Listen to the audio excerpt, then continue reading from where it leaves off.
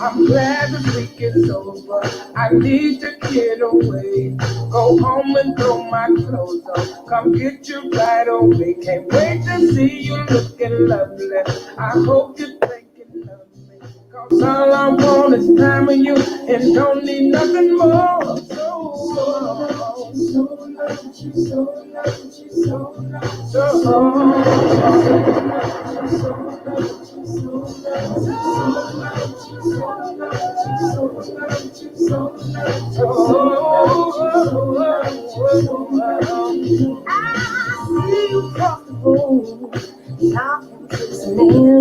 I love your mannerisms, babe. The way you handle them, oh, I'm so proud of you.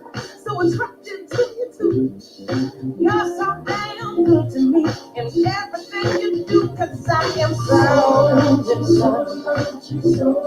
Oh, I'm so in love with you. I'm so in love. Oh, baby,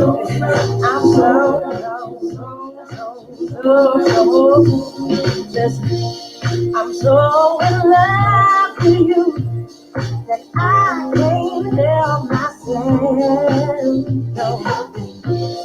As long as it's me and you, we don't need nothing else. I got you, hey, hey, hey, hey, hey. Oh, that baby laugh forever. Black Horse Crowd Radio.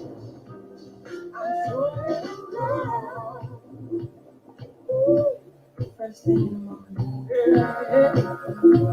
when I open my eyes and see you,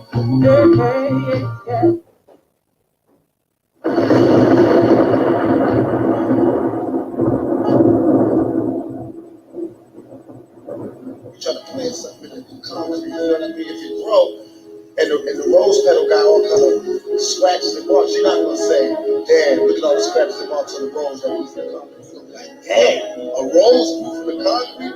Same thing with me, you know what I mean? I grew out all this instead of saying, damn, you did this, you did this, just like, damn, you grew out of that, you came out of that. That's relationship, you know what I mean?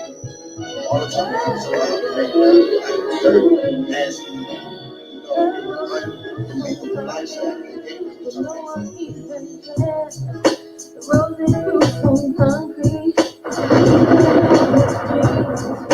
It's easy, it's Black Horse Crowd Radio.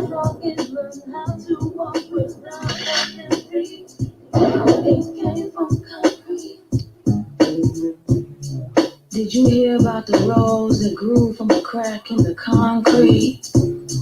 Proving nature's laws wrong, it learned how to walk without having to be. Funny it seems, but by keeping its dreams, it learned to breathe fresh air. Long live the rose that grew from concrete, when no one else even cared. No one else even cared. The rose that grew from concrete. Did you hear about the rose that grew from a crack in the concrete? Proving nature's laws wrong, it learned to walk without having feet. Funny it seems, but by keeping its dreams, it learned to breathe fresh air. Long live the rose that grew from concrete when no one else even cared. Keeping all its dreams, proving nature's laws wrong, it learned how to walk without having feet. To breathe the fresh air, to breathe the fresh air, to breathe the fresh air, to breathe the fresh air. You wouldn't ask why the rose that grew from the concrete has damaged petals on the contrary. We would all celebrate it to that rose. We would all love it when it reached the sun. Well, we are rose. This is the concrete. And these are my damaged petals. Don't ask me why. Thank God. Ask me how.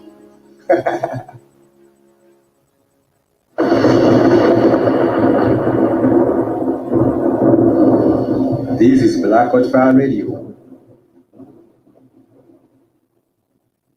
How Hamzambo family. Welcome to the Black Watch Fire Network Africa Today show. I do trust that you are doing well on the 29th of October, the year 2020. I trust that this particular day, wherever the day finds you, that you are in good health, and above all, you do have the peace of mind, which is much more expensive or valuable than anything else. And of course, I just want to welcome Mr. Pirate Brain, who was the first to drop the comment. Thank you so much, Mr. Pirate Brain. You're saying peace, Spike. Peace to you too. I do trust that you can hear me clear, and if not, kindly do let me know. I hope that you can hear me clear, but if not, please do let me know. Big Sis, thank you so much. You're saying Spike Lee, remember always do the right thing. Leave Spike Lee alone. Let him continue with his with his movie making. Shannon Johnson, thank you so much for joining us on the broadcast today. I trust that you're all doing well in North Carolina, and I trust that even your family is okay. And yesterday we were having a conversation about Pan-Africanism, and I think we did not go much, further as we had hoped to, because I was hoping that maybe the connectivity would have been much better yesterday, but nonetheless, we had a bit of a problem with that, and we were not really able to,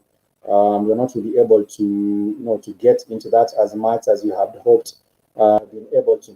But nonetheless, I do trust that right now you can hear me much better. I see Mr. Peregrine says your voice is low. You can turn it up. I have turned it up a little bit. I hope that you can hear me clear. And today we do have lots of things to discuss right here on the show.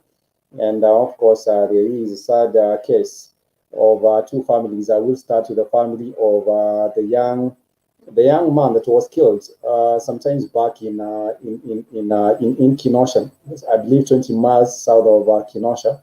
Right now, the families are actually going to protest because of the killing of this particular young man in Waukegan. I believe we talked about it last Friday. We talked about the killing of Marcelis Stinnett, who was just 19 years old, and he died after Waukegan police officer fired at the car. And the police said they were driving toward the officer in reverse as he approached it. And there was also the spouse, who was Tafara Williams, and Tafara Williams was also badly wounded. And right now, the families are actually going on. They are looking for answers as to what transpired even before the murder of their children. And I'm talking about the case in Waukegan.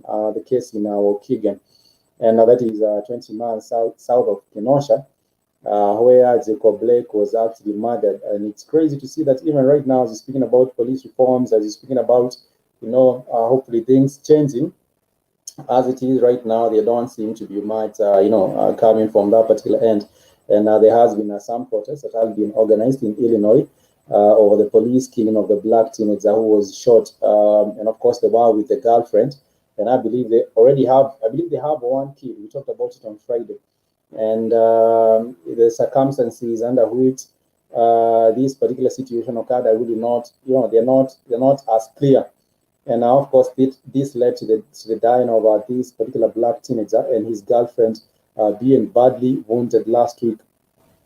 Of course, right now, still people are actually, going for the justice for the family of Marcelis Stinnett, who is just 19 years old, like you said earlier. And Tafara Williams, I'm not sure whether she has left hospital.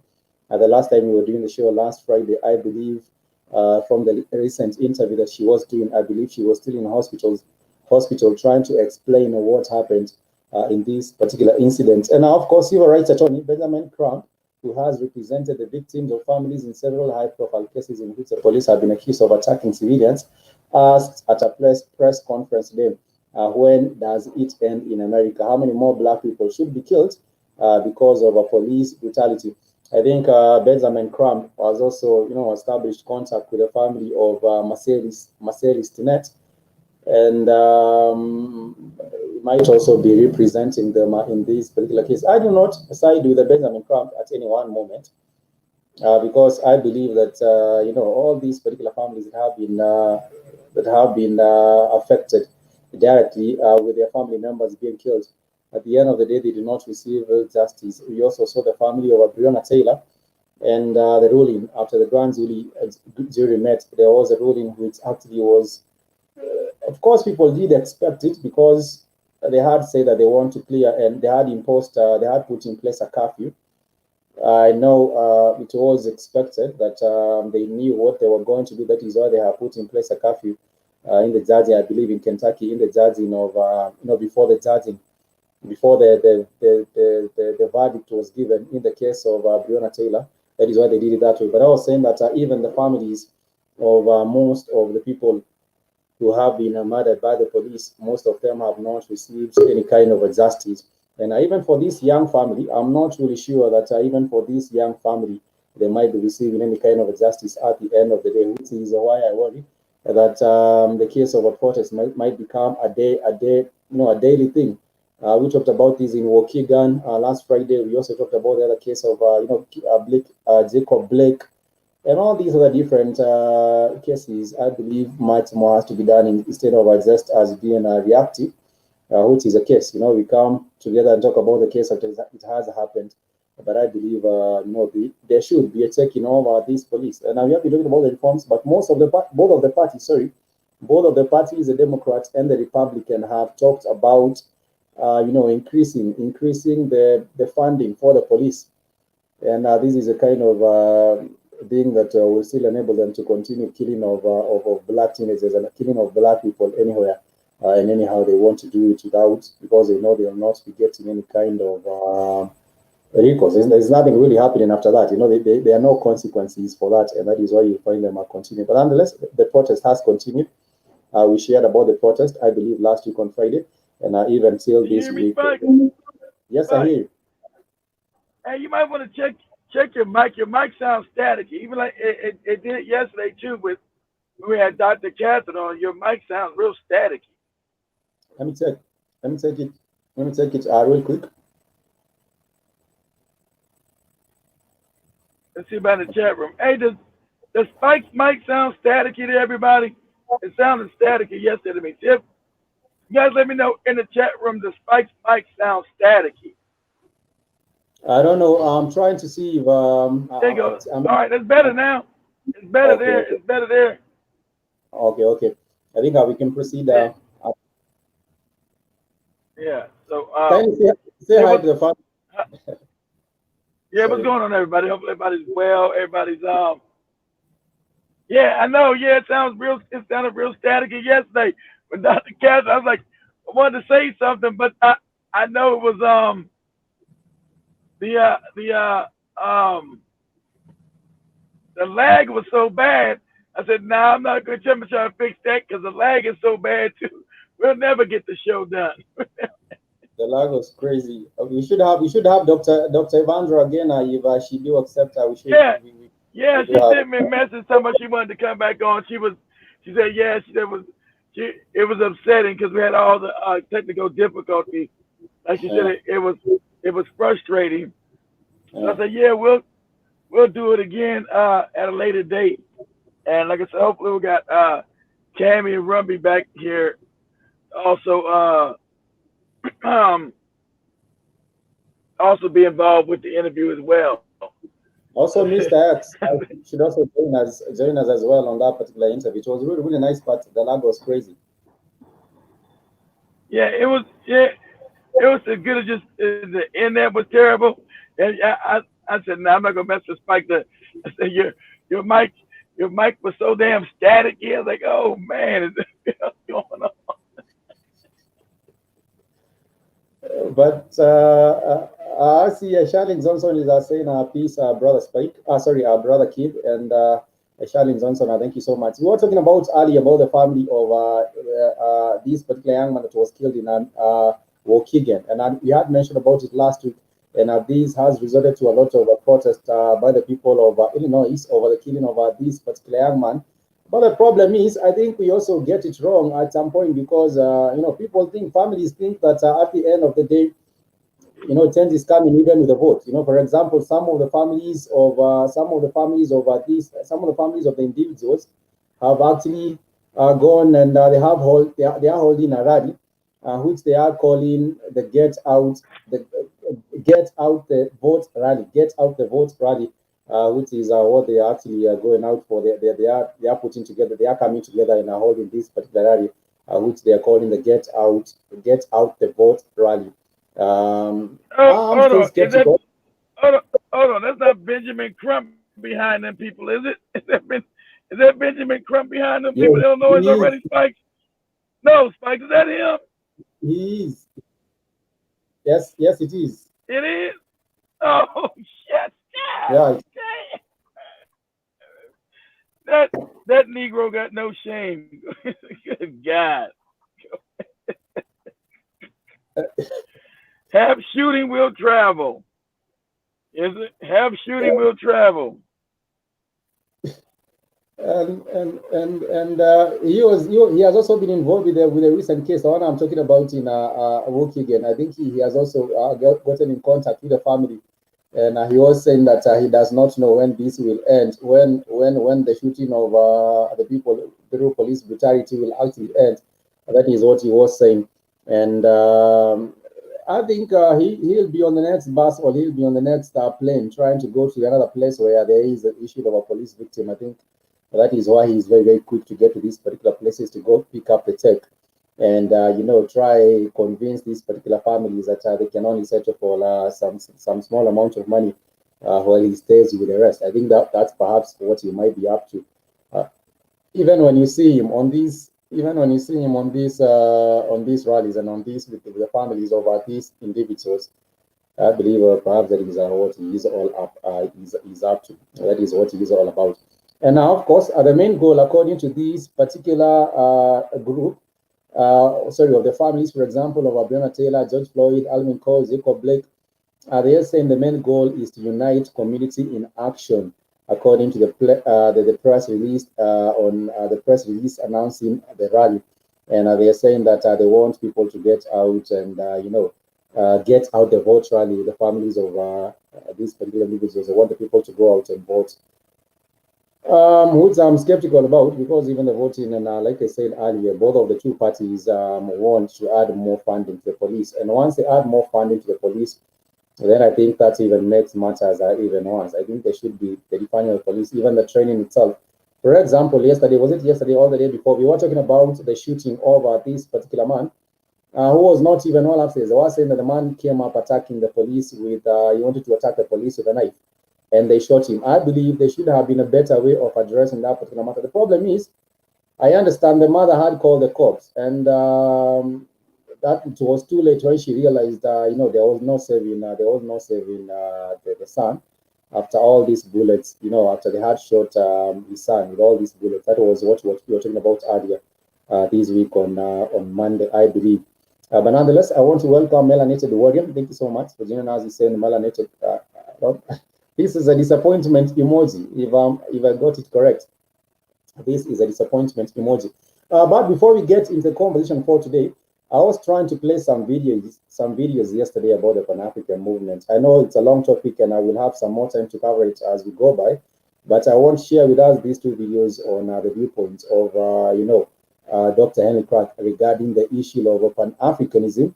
And I hope today the connectivity is not as bad like yesterday, so I hope I will be able to just share these real quick, and then we shall get into the issue of the topic of the day. Really.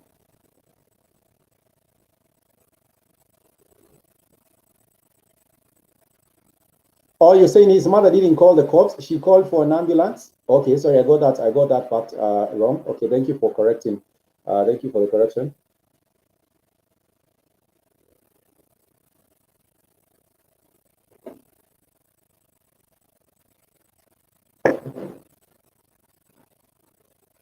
Good grammar and spelling are important. One Dr. Clark actually says that it's either Pan-Africanism, either Africans uniting or perishing. I believe that, and I agree with that 100%. But these are some of his thoughts on the matter.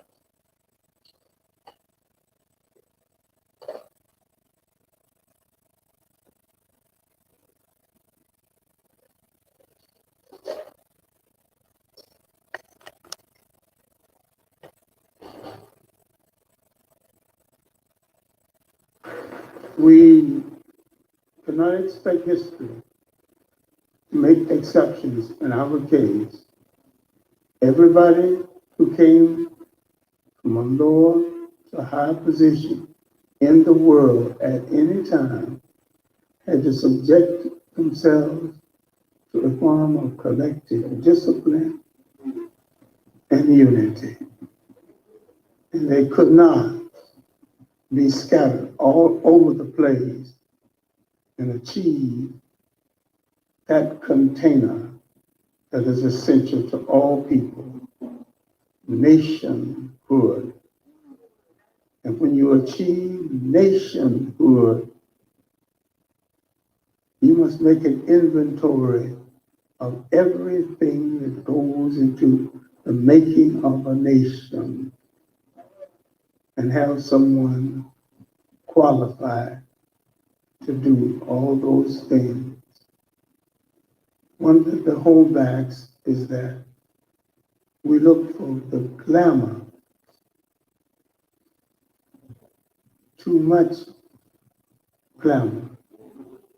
Oppression depresses the ego, the sense of self-satisfaction.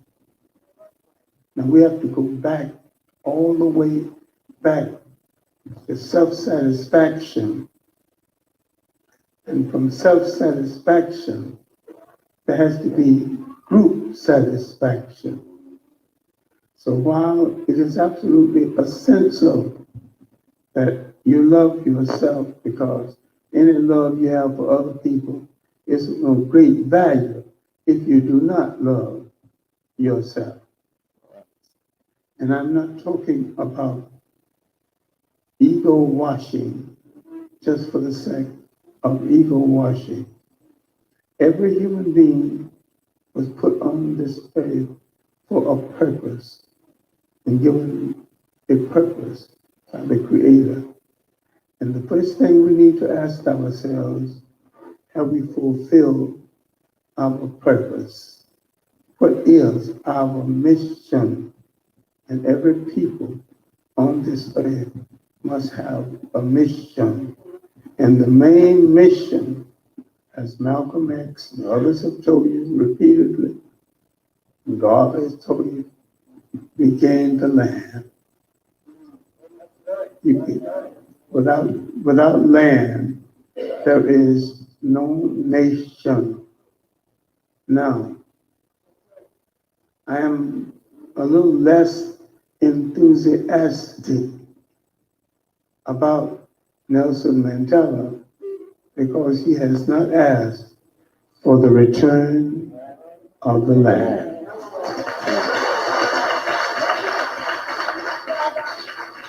You were telling the truth about Nelson Mandela ass too. See, that's why you got to love John Henry Clark. Even when Nelson Mandela was at the height of his popularity, just get out of prison, and John Henry Clark would always tell you the truth.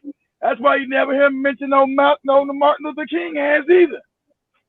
John Henry Clark would always tell you the truth about African people. He wouldn't say, he's one of our best scholars ever that we've ever produced as African people. The people would love him, Nelson Mandela, they would loud him, oh, Nelson Mandela, oh, Nelson, you've been in prison, Nelson, oh, Nelson. As you see, he never returned no land. He was a puppet. Black people are worse off now than they ever were when he got his ass out of supposedly prison, which he didn't. So, kudos to Dr. John Henry Clark again for calling a spade a spade. People coming after him then. Oh, you shut up, old man. You shut up. Oh man, talking about Nelson Mandela, this great man, Nelson Mandela. Nobody went around screaming no great. Oh, His Excellency, Nelson Mandela, the Excellency is honorable. Nelson Mandela, honorable. Even though he was talking about all kind of homosexual acts, he's honorable. He's like Buhari, looking at butt porn. So it's like, Neither will he ask, the return of the land. And now, of course, Dr. Henry Clark says You without got the Spike, land, go ahead. you cannot have nation building without the land. What nation are you building without the land? There has to be the land, even in any, How, how about how about that, Spike? yeah. How, Well, how's a South African talking about he's a South African and he don't own? How's a South African talking about he's a South African, Spike, and he owns none of the land? What? it He doesn't owns make none of the any sense. land. Yeah. Because even in the Yeah, even in it the doesn't make factors any of sense. even in the factors of production, you cannot produce without land. You need some land, for production. You also need labor, and you also need capital, as well as the entrepreneurship and other different factors of production. But without the land, yes, Dr. Henry Clark is very, very correct when it comes to this particular matter, because you cannot do anything without the land. You cannot have nation building without the land. Neither can you have any, without the land itself, then nothing will actually happen. Control 87% of all the land in this country. They still control 87% of the land. I think it's Until 85% now, Dr. John Clark. of the land, I will share with you and trade with you as much land in Africa as you will trade with me in Europe. Exactly. We don't If own I no piece of have land in no damn Europe. European land, you have no That African. ain't no good land, no way. Shit, ain't no, When Africa I don't is want no fully European land. cultivated, and what Exactly. land, the great agriculture. I think you need to claim some of your land in Argentina, like Mr. Pirate did. I think you need. Was it Argentina? Was it Argentina? Where was that country where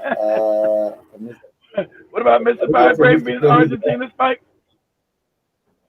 I think he was in Argentina. Did he say he was in Argentina? There's a country he was in. He was at. I can't remember. Probably he's going to claim Yeah. his land there as well. I don't remember the country that Mr. Peregrine told us he was in, but nonetheless, He was let in me continue. Argentina. He was Yeah, I think that was. he was in Buenos Aires. He was in Buenos Aires, Argentina. He's in Buenos Aires. I don't know if he's going back to claim some of the land, some of the European land in Argentina. Let me play more of these.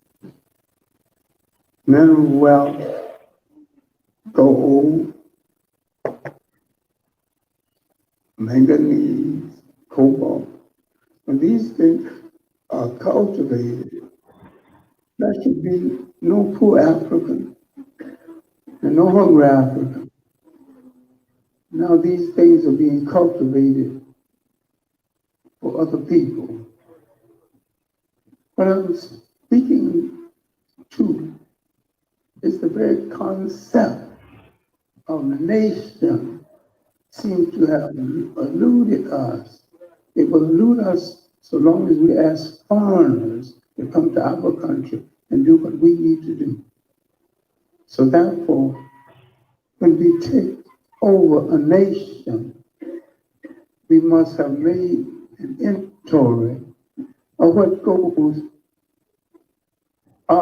a nation. And so many people have to be making shoes. So many people have been making safety pins, holding a child diaper together. They work. So many have to be designing the railroad and the railroad car.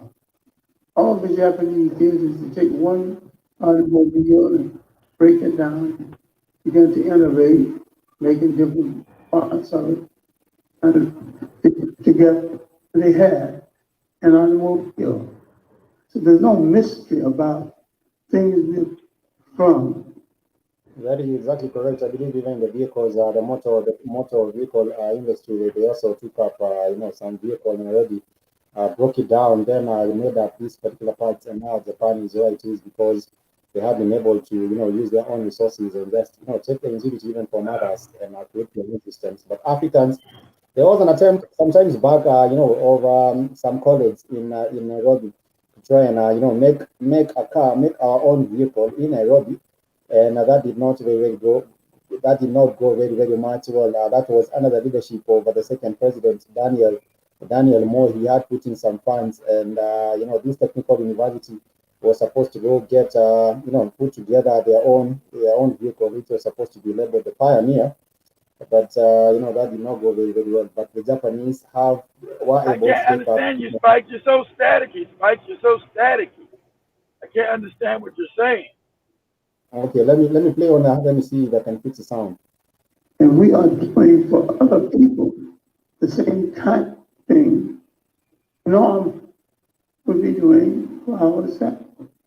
Now, if we wanted to start a great garment industry, in as much as most black women work in the garment district one way or the other, on tying their own buttons, on clothes, on all kinds of clothes. They work in the district for other people. Why can't they work for us? Why can't they work on our tutelage and we find the salary to pay them? We all wear clothes. Now, there's no argument about the fact that we need clothes. And when for a nation, you need people who know metals, you need people who educate. You take that inventory, make sure you have those people either in training or functioning, and let each one train one. What we need to look at is the model for a nation. You have to have people who can do everything necessary to attain a nation. We have to stop sickness, clean up. Pause that for me, Spike. Pause it. Pause it for me. I put a bad error. All the African gotta do, if you want to build a car, get the car, reverse engineer it. Steal the technology the way China did. Steal it. Take the car. You need support. Take the car to the back.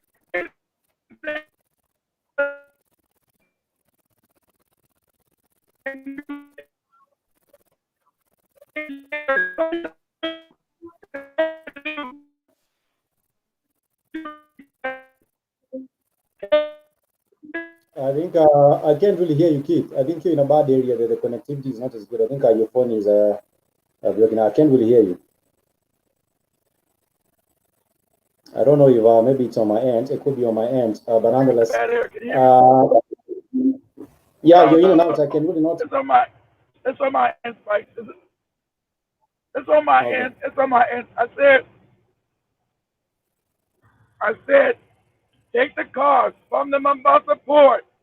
Take 5 or 6 of them. Take them into a damn warehouse. Break them down and rebuild the damn thing. That's not hard to do. Then you know how to make a damn car. That's what the Japanese did to the American car. That's what the Chinese are doing to everybody's cars. Hell, the Chinese are blatant with this shit. Chinese are just putting out the same model under a different name. They're blatant with the same thing we showed the other day, Spike. We showed the Chinese knockoffs. The Chinese not even Chinese.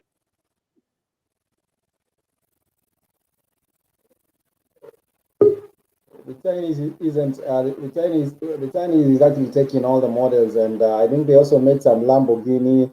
I think they made some Chinese Ferrari. I think they also made some Maybach. I think they have taken everything and tried making it in their own kind of a way. And right now, from what I see, it shall get to a point where everything the Chinese just see anything and just copy the whole thing the way it is, and just put a different name. For example, they even took the Jordans, and I think they were calling it.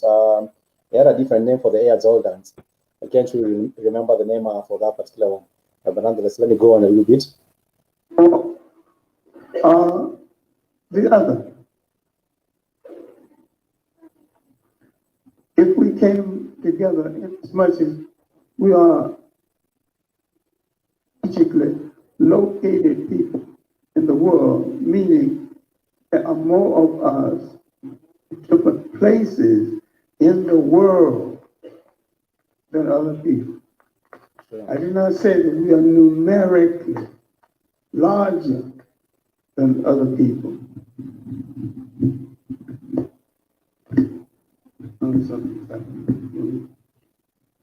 But we are strategically located, for if we brought all of this together in a great Pan-African Union based on the land, based on the possibilities of our agriculture and our mineral wealth properly marketed by us, but properly mined by us and refined by us on our own terms, we can be a self-sustaining people. Sure. And we don't have to take over other people in order to do it. Nope, We are the only that's people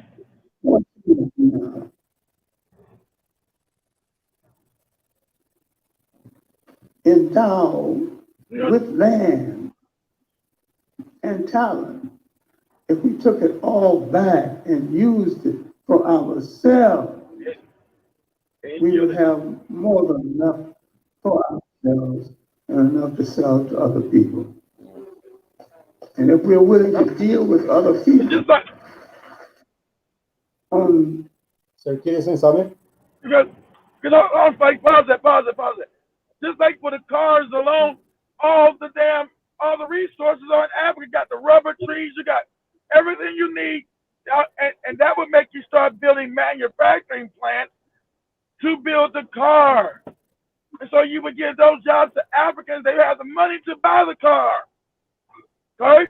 And you start that with everything, because you got all the resources. You say you take everything in the world, you say, I'm going to reverse engineer this shit. The computer, I don't give a shit who gets mad. I'm going to buy, you buy a Sony, you buy a Toshiba, you buy whatever computer, bring it back to Africa. You tear that shit apart. And then you learn how it works. Then you rebuild that shit, then you set up a manufacturing plant, and you call it, you name it the African name. This is the damn, this computer is the I.O. Kamami Computer 29. Yeah. But that's what you do. And go ahead, Spike. No, I'm saying he actually puts it very, very well. It's either we come together and unite as in Pan-Africanism, or we just perish. And he has said it many other times that we come together, we die, and that's all. Exactly right. We got to come together. Tribal shit gotta go. Want to keep your tribes? Yeah, keep your tribes. But okay, good.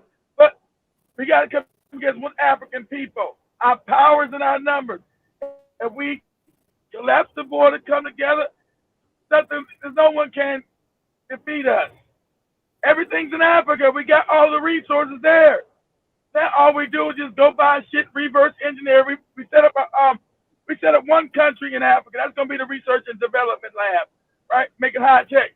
Everything we reverse engineer that shit. Congo's got all the damn resources we need. We make Congo the resource hub. Make sure we got trains and airplanes from the Congo going to manufacturing in Nigeria, Kenya, Zimbabwe, Tanzania. What's that manufacturing hub? Because now we want organized African place. Africa goes from poor to rich overnight. Africa goes from poor to rich in 10 years. 10 years, Africa is wealthy. And African people are wealthy. And you might got to go to war, though. I'm not going to say, because when you start doing this shit, there's a war. Everybody else is going to become what? Poor. Everybody else is going to become poor. But who cares? Because Africa.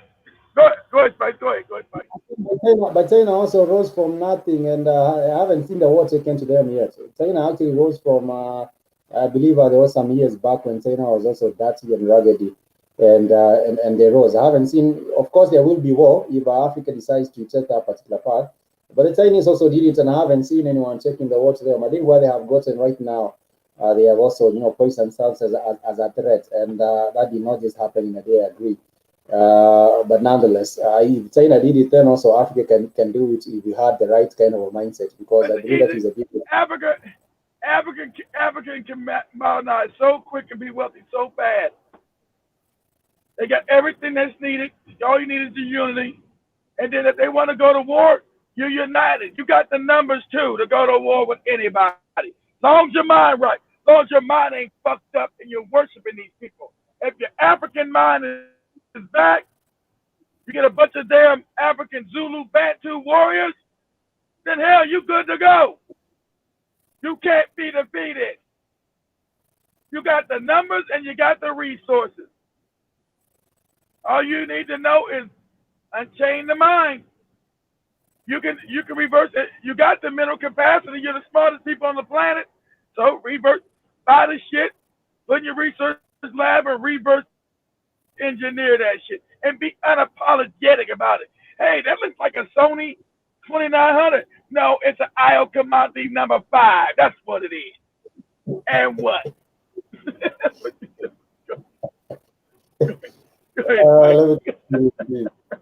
That kind of basis, there's no use of us sacrificing our young people in stupid wars that don't have to be fought in the first place. But we can come together in honorable trade. Let's take one entity. Let's take the Caribbean islands. If we came together in honorable trade, they could be self-sustained in food. In the area that used to grow food, you got supermarkets, condos, and golf courses. None of these things are doing the Caribbean people enough good to be worth sustaining. In Bermuda, they had a red onion. They had a monopoly on the onion. A Texan came, put some in his suitcase, and started an onion industry in Texas. Now the same Texan, the same, sell Bermuda onions, red onions, to the people of Bermuda. Now they got to go to a Texan now to buy their own red onion. And the land they used to grow that red onion is now either golf course, condo, or big supermarket area. And people take away from you the right to, not only the right, but the ability and the right to sustain yourself. They take away from you what is vital to the concept of nationhood. Vital to the concept of nationhood, you have to feed yourself. You have to educate yourself. And you have to defend yourself. But if you've got gold and iron ore to the extent of the need of the West, and they cannot get it from you by war, then they'll make some honorable terms to get it. And those honorable terms between they've got something you need, you've got something they need. And this exchange creates a zone of peace. Because you cannot fight each other and keep that zone all at the same time. We have to understand the structure of nations when the Asians first, then the Europeans came into Africa. Now, in my African course 1, I teach the beginnings. Now I will probably go further because now there's information on the Sudan and its connection with Egypt that didn't exist. What made Egypt a state? bringing together a much needed labor supply, developing the goods, the services that they would be able to feed all these people.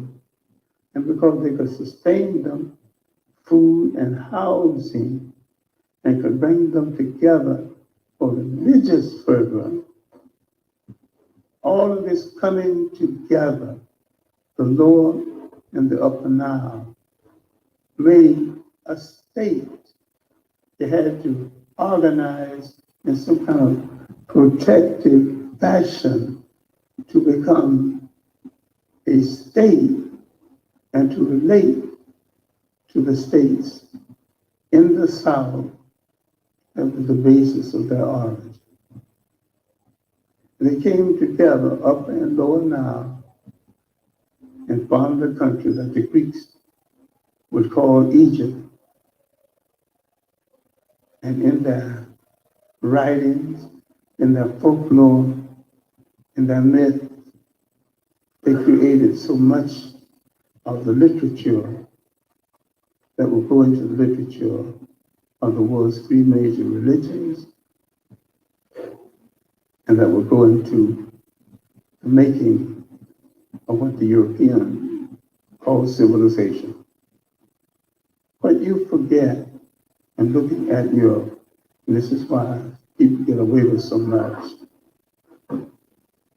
we don't look at the chronology of Europe.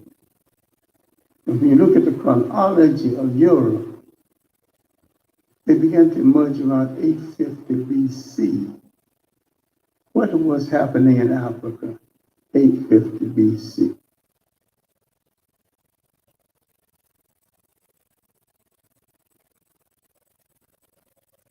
Where is the best place to get leads online for your business? Is it YouTube, Facebook, Twitter, or Instagram? Well,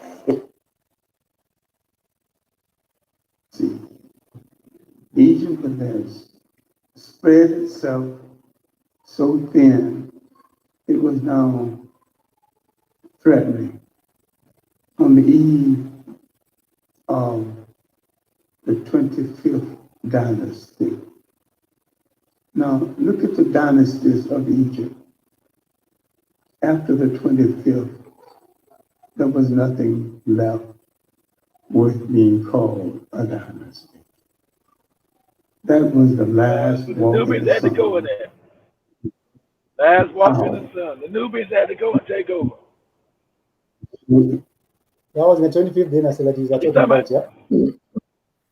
Well, yeah. Well, You he's know talking about about the 25th? Nubians coming in and huh? Sorry, go on. Yeah, he's talking about when the Nubians come in 826 because Egypt is completely collapsing with white people coming in. And the Nubians say, whoa, whoa, whoa, whoa, oh, hell no. So the Nubians go up and take over Africa. It's not really just a fight. I mean, in Egypt, Kim. The Nubians go up and take over Kemet. And they hold on to it for another 300 years until they lose it finally to the Persians. You get the Persians, the Greeks, and the Romans. So the African hasn't had control of Kim in 2,500 years. We lost control of Kemet 2,500 years ago. Yeah, that's when the Persians go in and knock off the Nubians. And the Nubians go down, the Nubians fall back into Nubia.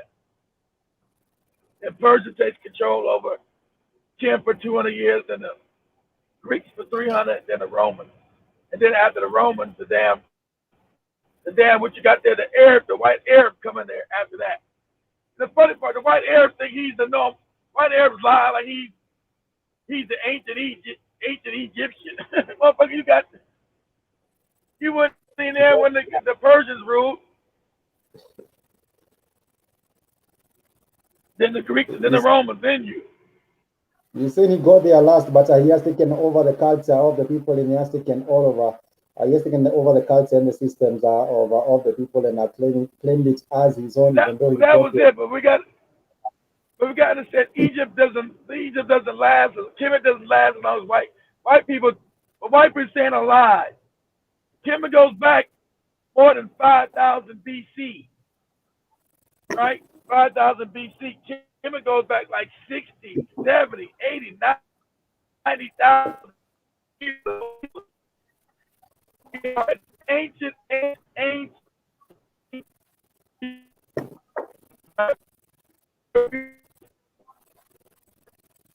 Actually, you're losing your audio. You're losing your audio. I can't really hear you well.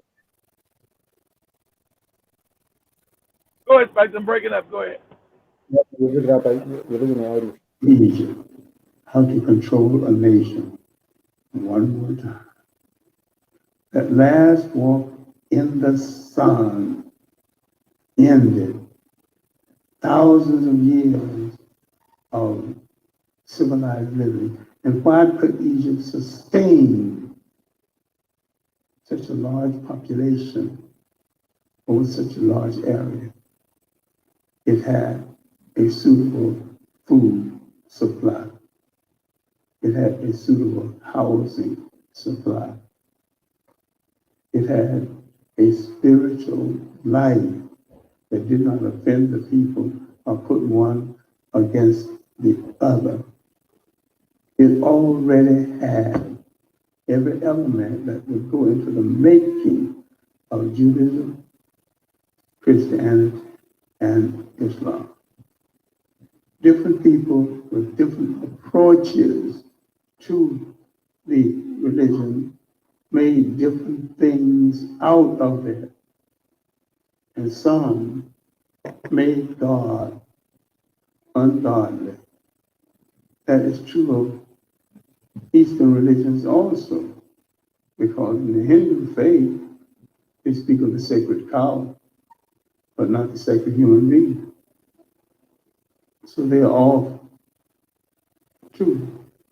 And people got into a habit of making comparative studies of their respective chosen gods, which was the worst thing they could have done. Right. Given How about now, Spike? Can you hear me now, Spike? Can you hear me now? Yeah, I hear you clear. Yeah, I hear you well. All right, pause that.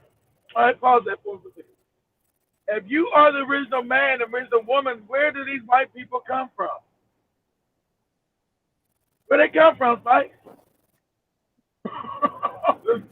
Where do they come from, Spike? I believe they came. They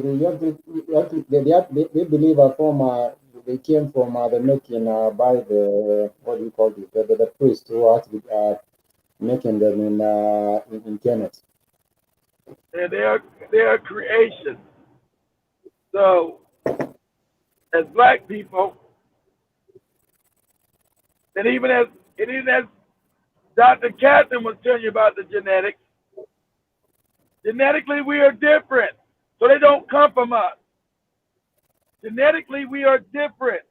So you can't say they evolve. Evolution means to evolve, means you become more. To evolve means you become more than what you were. Right? But they're less than us. They're not more than us. To evolve means you become more than what you were in the beginning. And so they say everybody evolved from the African, the East Indian, the Asian, and the Caucasian.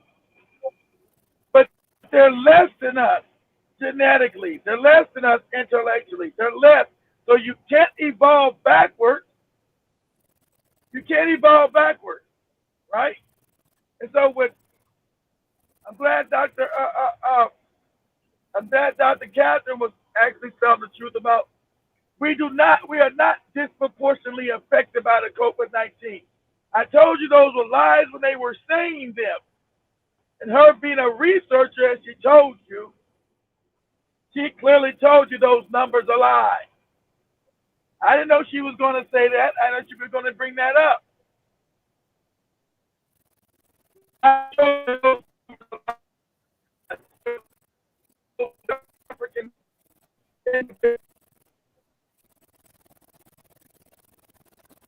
A bad diet, you at least sun gazing.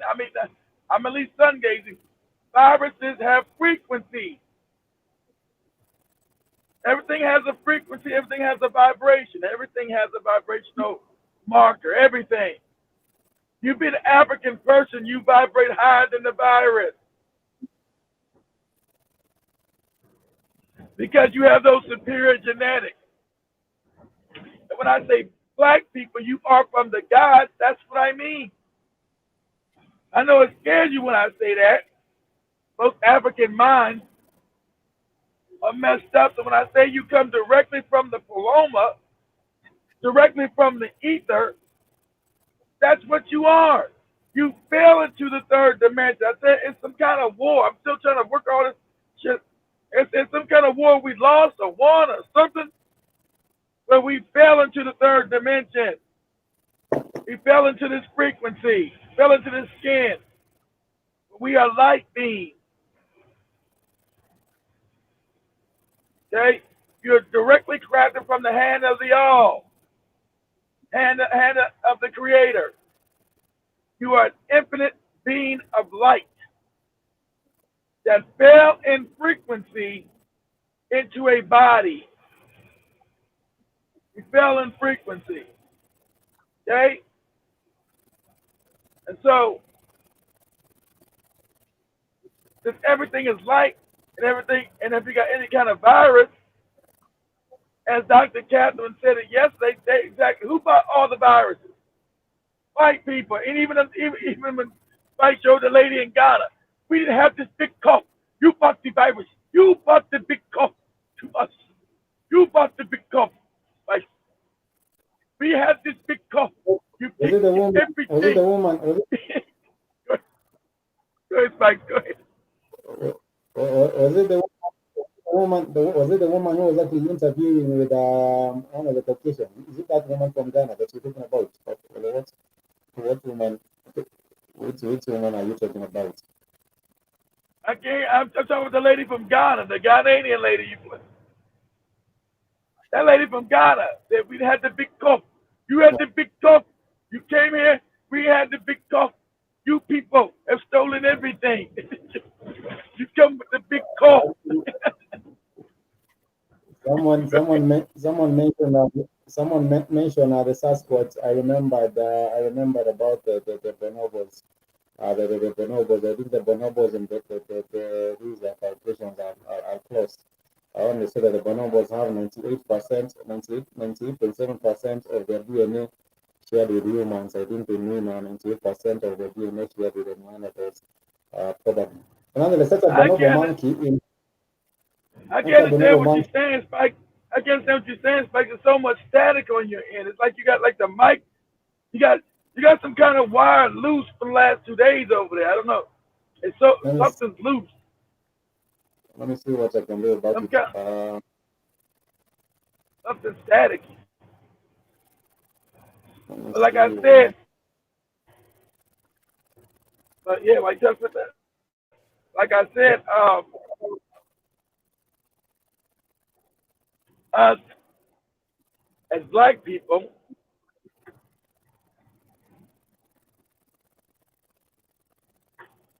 we're at a critical point. You got awakening happening. You got awakening happening, and another people dying off. So there's a convergence of energies going on right now. So something's got to give.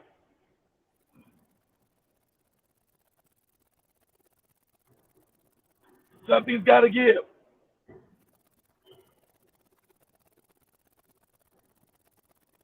If you look up the word God and the good etymological dictionary.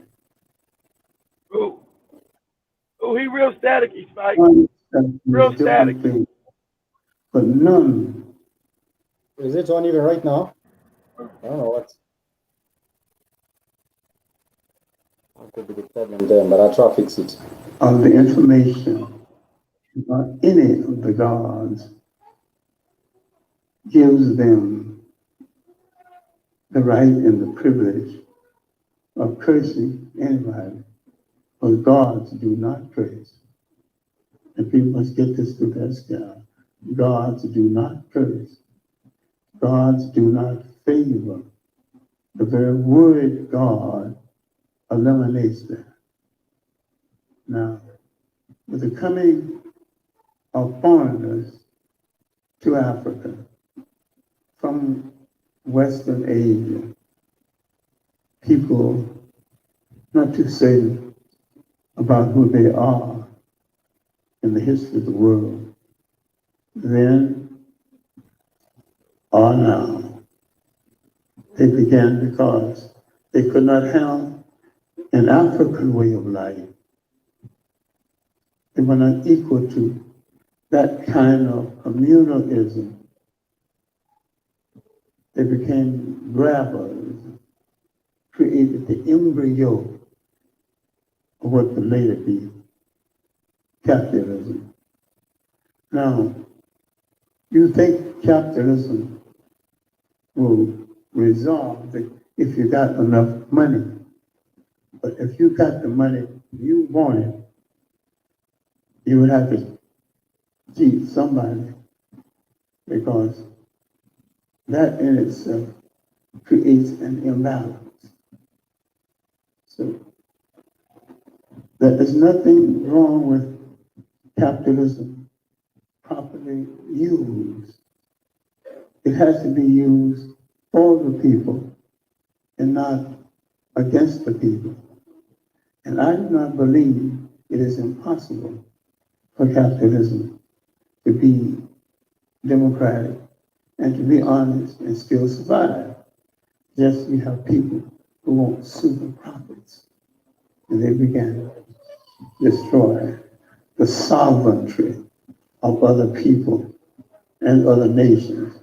And when they take away your sovereignty, your responsibility, your very being and essence of your political life, and they take away so much that goes with your spiritual and physical life. We have not talked enough about culture and the role of culture in sustaining a people. You have to first recognize you have culture separate and distinct from that of your oppressor. And that so much of that culture comes out of your trying to live in an atmosphere not exactly created in your favor. You are adjusting to somebody else's culture and somebody else's habits. A people, by virtue of living, creates a cultural style. It creates even a killing style. This is why I didn't believe the thing about OJ. Not that black men don't kill, they do. They don't kill that way. See, physical mutilization in that way is part of the killing style of another people, mostly Mediterranean whites. Correct.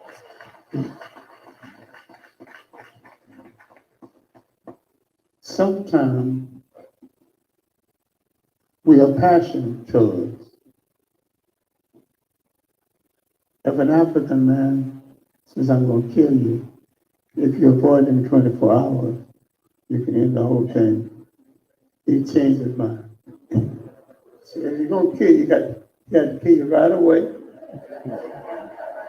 I'll leave you alone. See, when people study styles, approaches of other people, so many blacks who gone to the grave for things they did not commit could have been saved, because that approach is not our approach. We don't stay around and play over the dead body. You're dead, we're gone. And so when people study that, a whole lot of things, sometimes we're charged with. It was because that's not exactly the way we do it. That is correct. I agree with Dr. Henry Clark when he says about they have studied our culture, and they have also studied the way we do things, and therefore, in that particular kind of regard, they will know where our weakness, our weak points are, and once they know where our weak points are, then it means that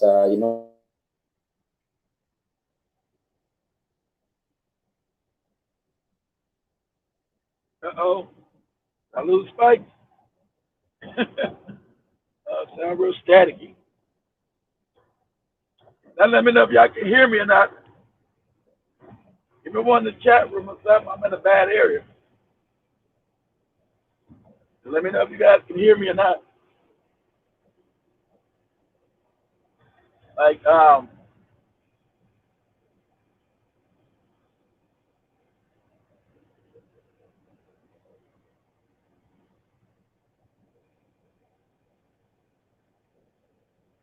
yeah, let me know if you can hear me or not. 1 2 1 2.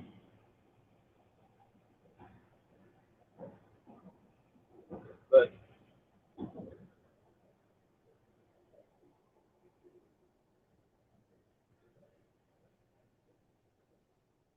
I guess Spike is back.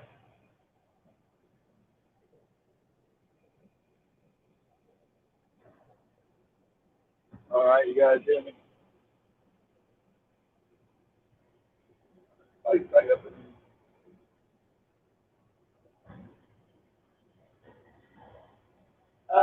He left out again.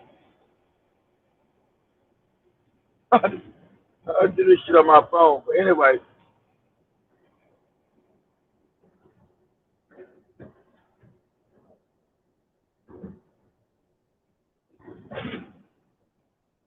all right. You guys hear me all right? All right, that's what's up.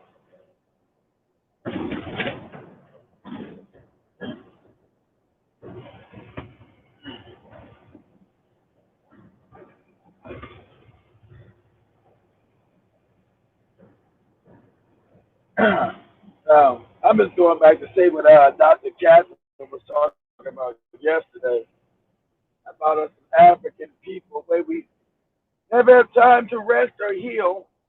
They never want to leave us alone because whenever we're left alone, you know what happens? We always rise to the top, right? Left alone. So when they people, people beat up our energy.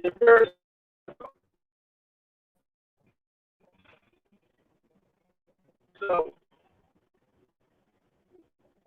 I have no problem. People want to stay over here and fight, and that's cool. But I'm saying, what do you do with a parasite?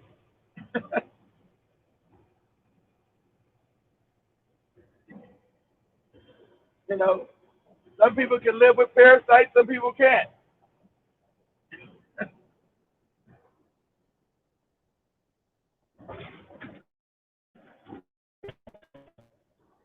You know,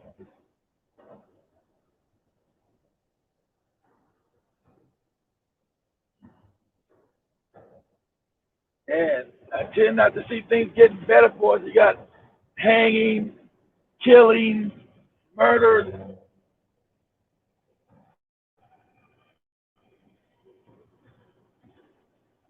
and I know black people are so afraid to leave this country. I get it.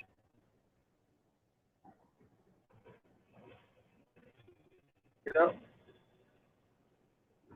black people made so afraid to even leave, go anywhere besides here. Like I said, I had a friend trying to get him into Mexico was such an ordeal.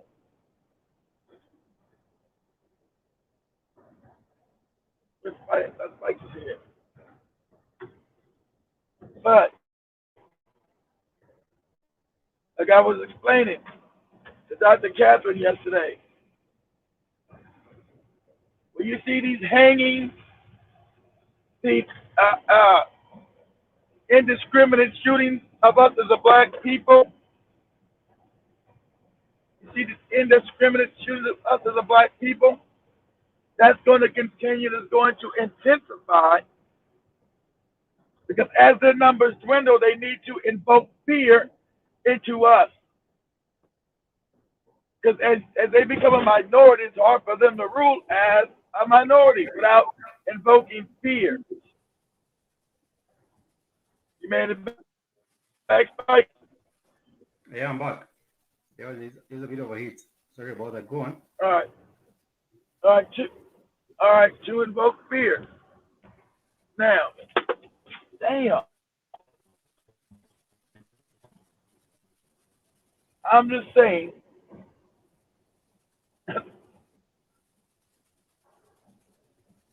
that's what I'm saying. You're going to have to learn to start thinking of an exit plan just in case.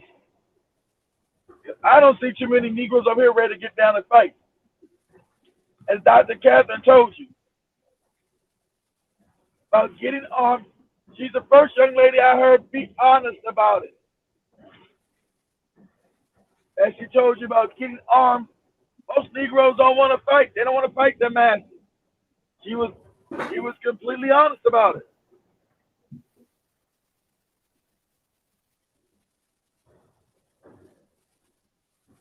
Their parasites won't die now. Now they got the host.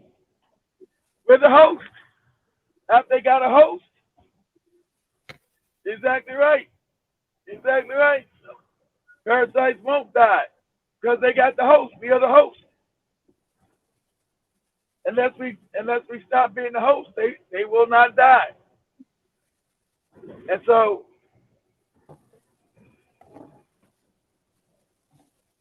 I have a love for black people. I'm trying to set up an out just in case. Go back and forth, but have something, start to set up something. And since we do live in a capitalist society, start building capital in Africa. Okay? I had when you were having a conversation yesterday with Dr. Ivandra, she was making a very, very important comment when she said for most people who have not had the opportunity to travel and maybe even establish connections on the African continent, they might not know where to start. But I was telling her right here on the Blackwood Financial, we are working on that. We're trying to establish connections and relations with people on the continent to reestablish that particular kind of a connection. And she was saying people do not know where to start. It's not that people will not come invest in Africa and do things like that, but she was saying that there is not that connection, or there is not that people are not really connected to the people right here on the African continent because they do not know where to start. Where do I start? You're exactly right, Spice. That's why I built this. So we would have the connections back on the continent. Because most Negroes here don't want to put in that work. They don't want to really fight. And I'm not going to have my U.S. people be slaughtered because the killings are going to get worse. Okay? As their numbers dwindle, they need to rule you as a terrorized state, as an apartheid state. And since this is a capitalist society, you got to start thinking about your posterity. And since Africa is the future, which it is, I know you guys are scared. Everybody don't understand that. And since your American dollar is still worth more over there than it is here, it behooves you to start taking trips with us so you can establish a small business and actually work in a capitalist society where it benefits you. Everybody making their own little things and the FBA nonsense. Them niggas don't want to fight nothing. I don't care how many goofy billboards you put up. If you ain't getting in the streets putting in some real work, you better get out my face talking silly to me. I'm private military. I'm private Marine Corps. You better get out my face talking about a billboard going to save your ass. Now, you can clearly see what they're setting up. The killings are not going to stop. You don't have the numbers in America. And that's what Dr. Catherine was telling you yesterday as well. You don't got the numbers. You're going to continue to keep getting slaughtered. You're going to continue to keep getting hanged.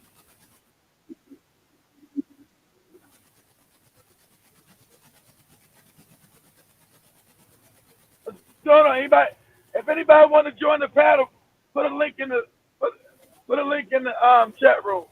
Like if anybody want to join, anyway, 'cause I like to hear let me everybody. yeah. We always talking. I want to hear somebody else's damn opinion. You guys grab that link. I want to hear your opinion. Grab the link. What's your opinion? There was also someone, sorry, there was also Sister Evandro that raised a point of language, talking about the barriers, between, the people on the continent, sorry, the African in the diaspora and the people on the continent. They were saying that, some of them are French speaking, others are really, Portuguese speaking, others are, do speak, all these are different languages, and that has also been a big challenge. But I believe if you're really interested, in going to start up, I think, for example, for traveling sister, when she went to Tanzania, she really could not speak any Swahili. I don't know if she has learned the Swahili by now. She learned it now. Yeah, she learned it now. She knows a lot of it now. But I said Swahili has got to be the language of Africa, and the majority of Africans agree. You keep your tribal language, but the Swahili language is going to have to be the one unifying language of African people. That's why we teach you Swahili. Okay? But just in case, start thinking about what's happening. The hangings are not going to stop. The shootings are not going to stop. The damn Democratic Party's not going to save you. The Republican Party's not going to save you. They got no love for African people. And you're going to have to come to terms with this deep in your damn soul.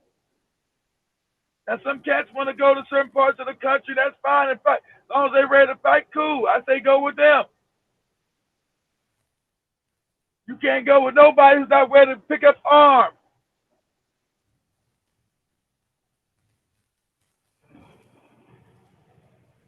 As African people, we're in dire straits, especially economic. I don't think we understand economic. I'm going to start doing more economic shows again. Everybody say I used to be born when I did them. Don't understand what dire straits we are in economic. That's why I said we had to withhold our vote for the Democratic Party to break its back. Because we are being squeezed out economically as a people, and that's on purpose. This is a slow genocide. Slow genocide. Now, we got you scared with the fake COVID-19, as Dr. Catherine told you yesterday. It's not affecting you. Go ahead, Spike.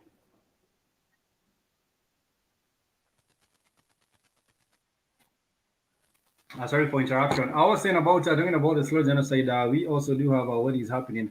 When you're talking about the topic for today, for the topic of the day, we do have a man that was found hanging. And now, of course, the family says they do suspect foul play in this particular matter because this is that 8-year-old man that was the father of 4. And what they are saying is that he was found hanging from a basketball rim in we don't kill ourselves like that. We don't California. We don't hang Of ourselves. course, even the mother has come forward and said that they are. Oh, go ahead, Spike. I'm saying we don't kill ourselves like that.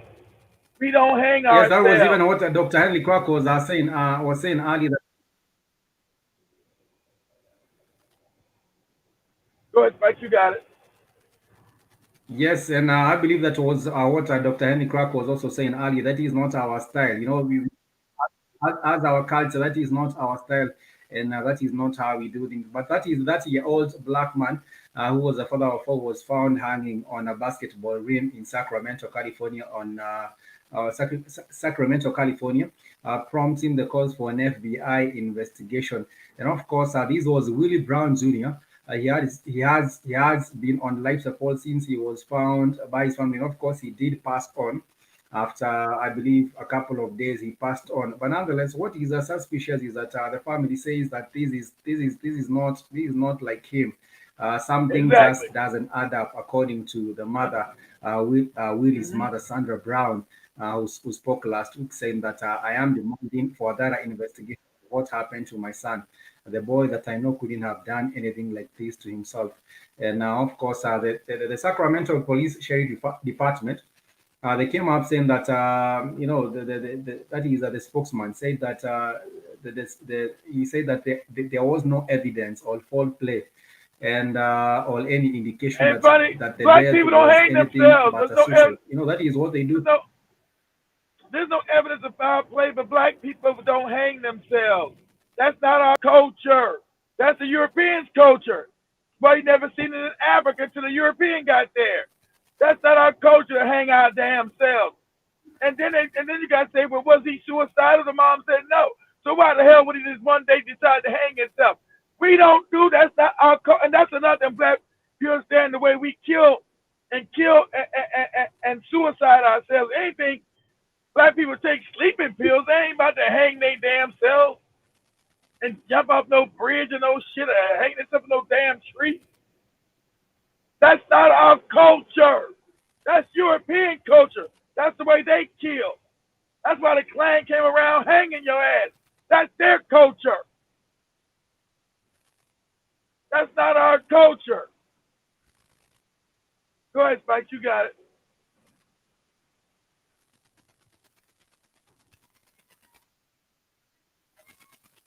And Willie Brown, of course, there was a call that was made to the fire department, and they came and took him to the hospital.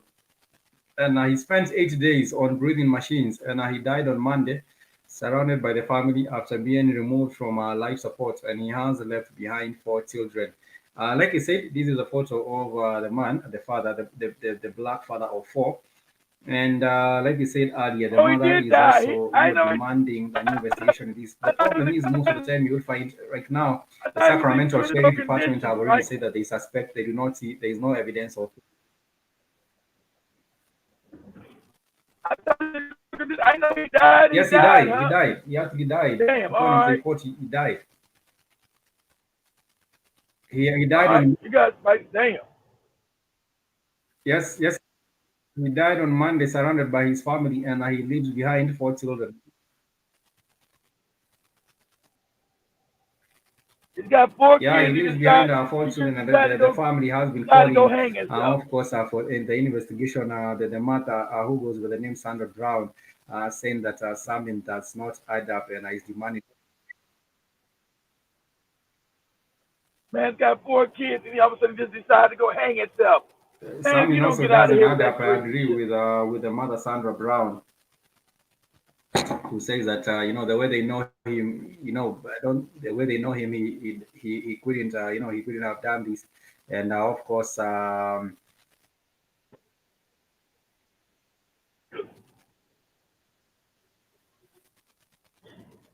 And of course, they're saying it does not sit right with the family's understanding of the historical record of a black man found dead, with the deaths being rolled as a suicide. Of course, I was saying earlier the Sacramento Sheriff Department was saying that they do not have any evidence for foul play or the killing of this particular man.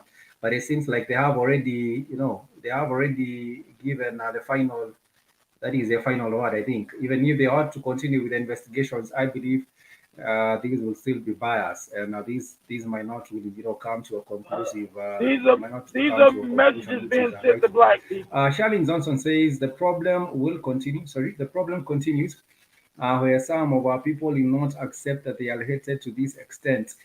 You have no friends. Sorry, you have no love and no friends. Wake up. Nope. This is a message to black people. But let me get a comment from our sister Charlene Johnson. And she says the problem continues, and I actually agree with you.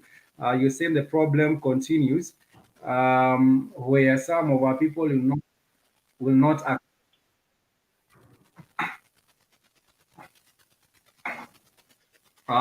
I think there's a lag on my end. I was getting a comment from my sister Charlene Johnson, who says the problem continues where some of our people will not accept that they are hated to this extent. You have no love and no friends. Wake up, for God's sake. Yes, absolutely agree with you. And Assurance Scott says, good afternoon, Akili Spikes. Salute to the melanated family out there. Sorry, I'm late. I didn't get any notification. I think Ain't nobody YouTube get does that notification. sometimes. You might not get a notification, even if you have, turned. No, it's doing that now because the channel's growing back again like And what it used to be. It's make sure it's not giving out notifications anymore. because it's starting to grow again, and they doing that on purpose. They doing that on purpose. I noticed when I looked at the numbers, I said, "Oh, no notifications must have went out. They doing it on purpose." Read the comment.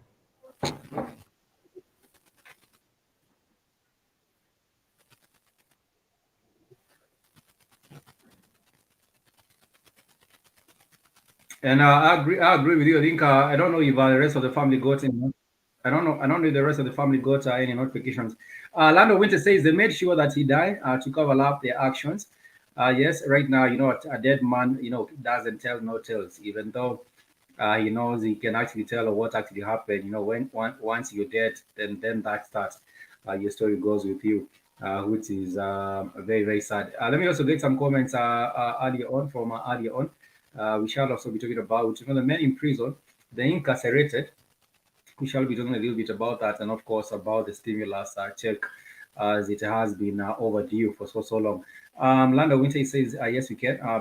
Brother Bakari, thank you so much. He's saying peace to the panel, peace to you too. We trust that you are all doing well. Like I said earlier, I shared with us the link of today's broadcast. If you would like to join us and give us a few cents about what is happening in terms of the issue within the stimulus checks, and also with the upcoming elections, and also your views on the Pan African movement, you are much welcome to join us on the live chat. And let me see. There's also a comment earlier made by this was made by Lando Winter, who says we are the highest vibration state of that light in a condensed electromagnetic field or frequency, which we call matter. That is a comment by Lando Winter, which says we are the highest vibration state of that light in a condensed electromagnetic field or frequency, which we call matter. And you're saying black is the highest vibration on the light spectrum, which is a pure energy. And let me see. Also, that is a Sean Scott saying hello to the family. Going back the issue of going back the issue of the stimulus check. What has been happening is that the time for application really has a sort of run out, and the deadline was given. But as it stands, it seems like inmates will not be able to claim or to get any benefit from the stimulus check, as some of them have not gotten the opportunity to be able to claim, to be able to claim the stimulus checks. And what has been happening, I believe, in different states, the incarcerated will actually, the people, the inmates will actually not get the opportunity because of this time, because of the time that is given and the deadline having approached. Therefore, these also sorts of locks them out. But even with the discussions that we saw with Nancy Pelosi and also the Republican team, the Democrat team and the Republican team, I think perhaps the elections might come up, and we might get past the elections without the stimulus check. People without the people receiving the stimulus check just yet. That is what I see going on, and perhaps they are still holding off to use this as a bargaining chip, or just to use it for their political benefit. Even though the people continue to suffer, there hasn't seemed to be any kind of what can I call it? There hasn't seemed to be any kind of a real urgency given to the matter in terms of giving out these checks as they are. But nonetheless, the prison inmates are entitled to the federal stimulus checks, but the deadline is looming, like you said earlier. And now, of course, some advocates are trying to work to helping these inmates be able to get the stimulus check.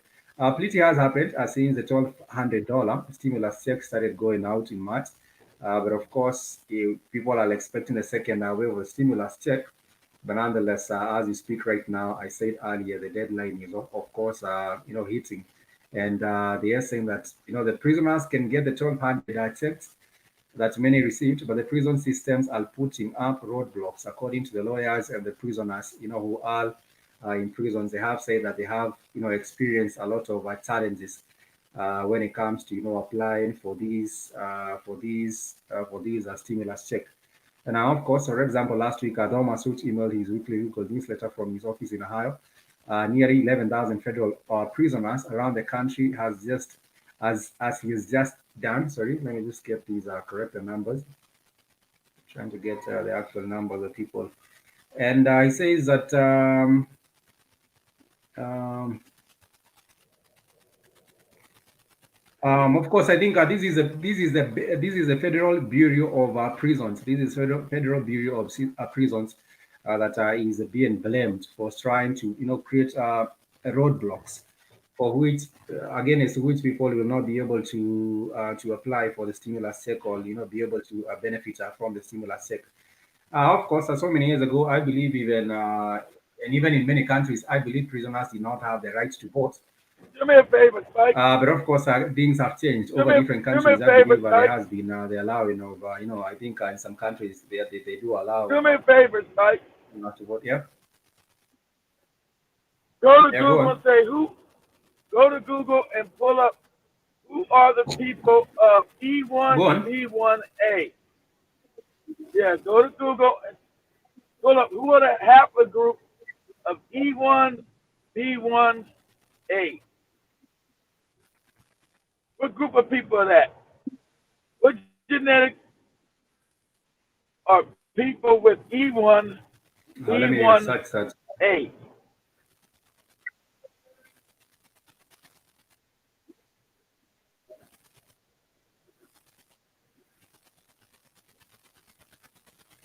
Let me get that.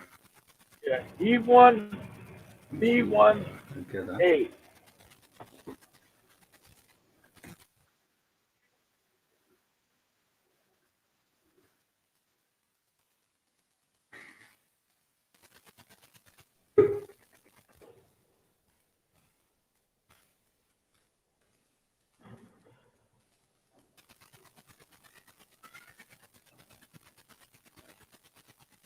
You said A1, B1A, yeah?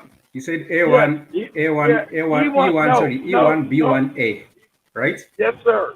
Yes, sir. E1, I used to do B1A. that as a kid. I don't know if you can hear me, but I'm just Yeah, I hear pulling you. that up.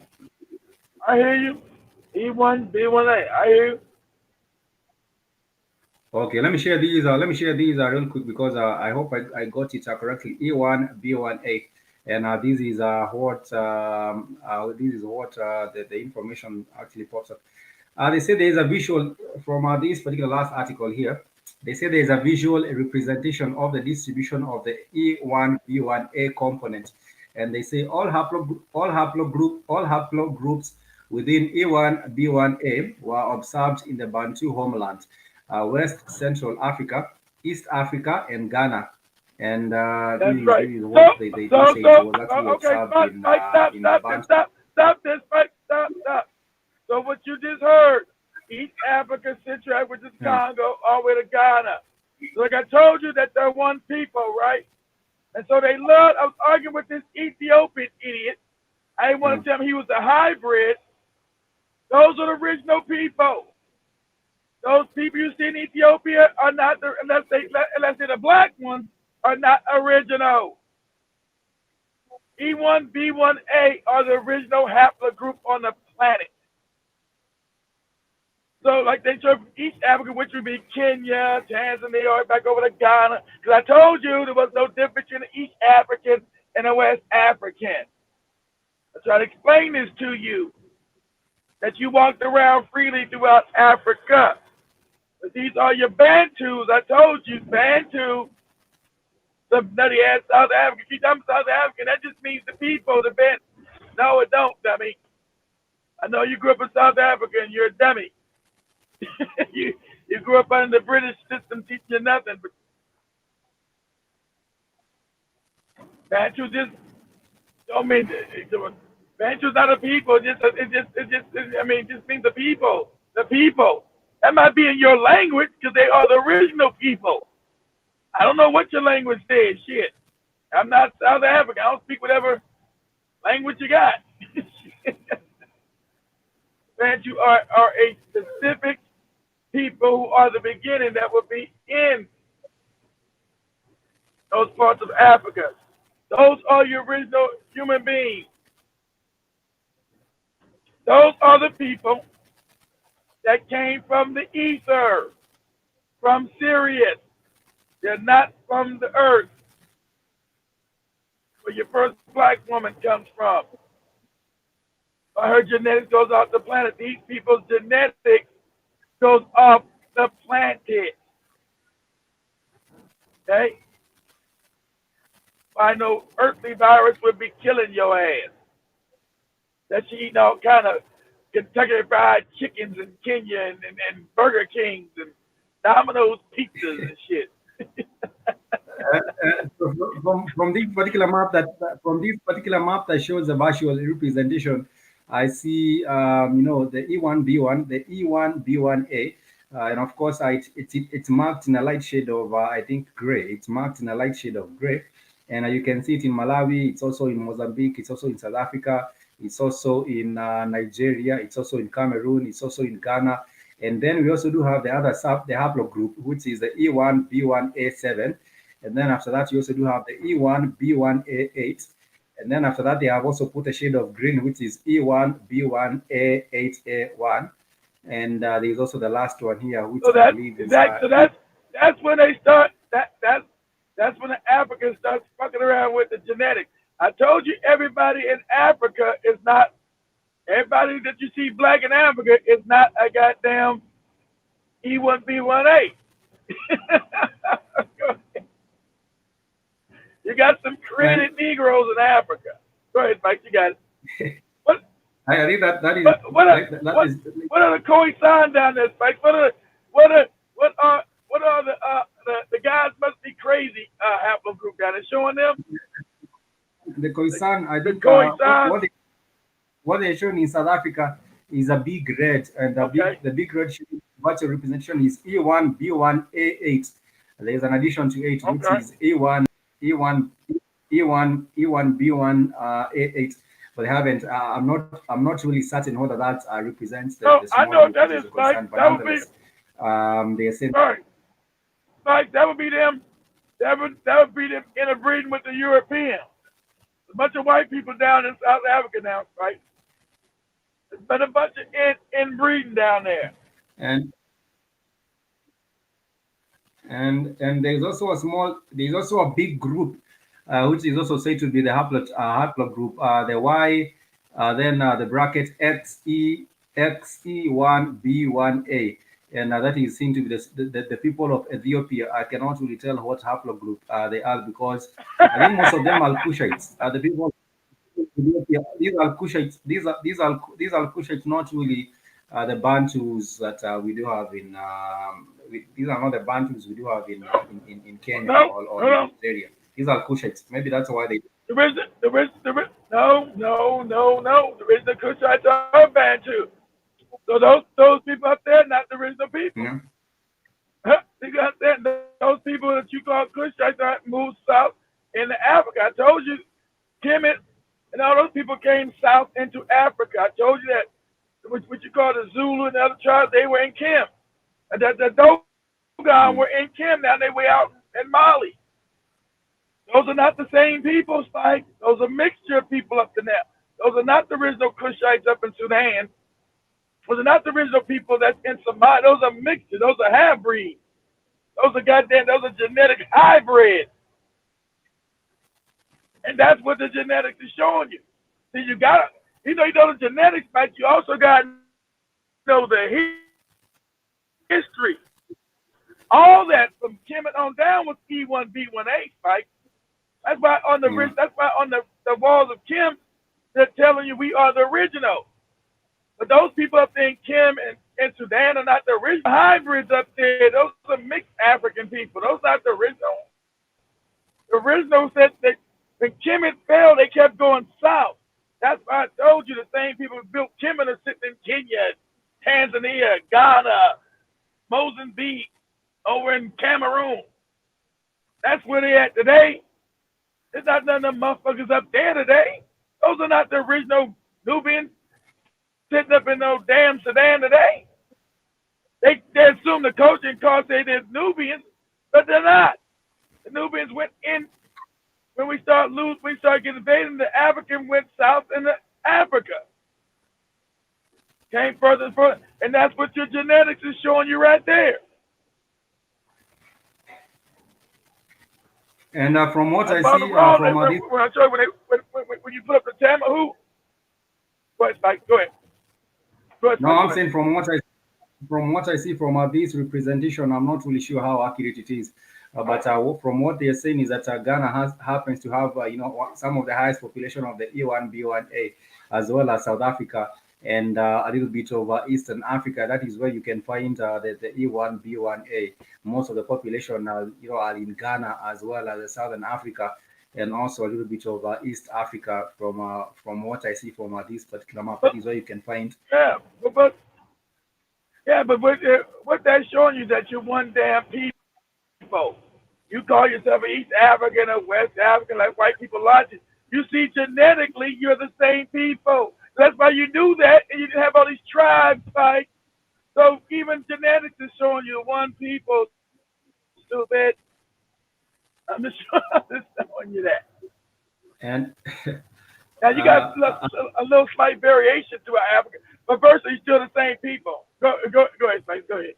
No, I was just wondering because there is a concept where people say that coming from the same ancestors and sharing the genetic, sharing the genealogy, the genetic makeup that these particular people had, the ancestors had.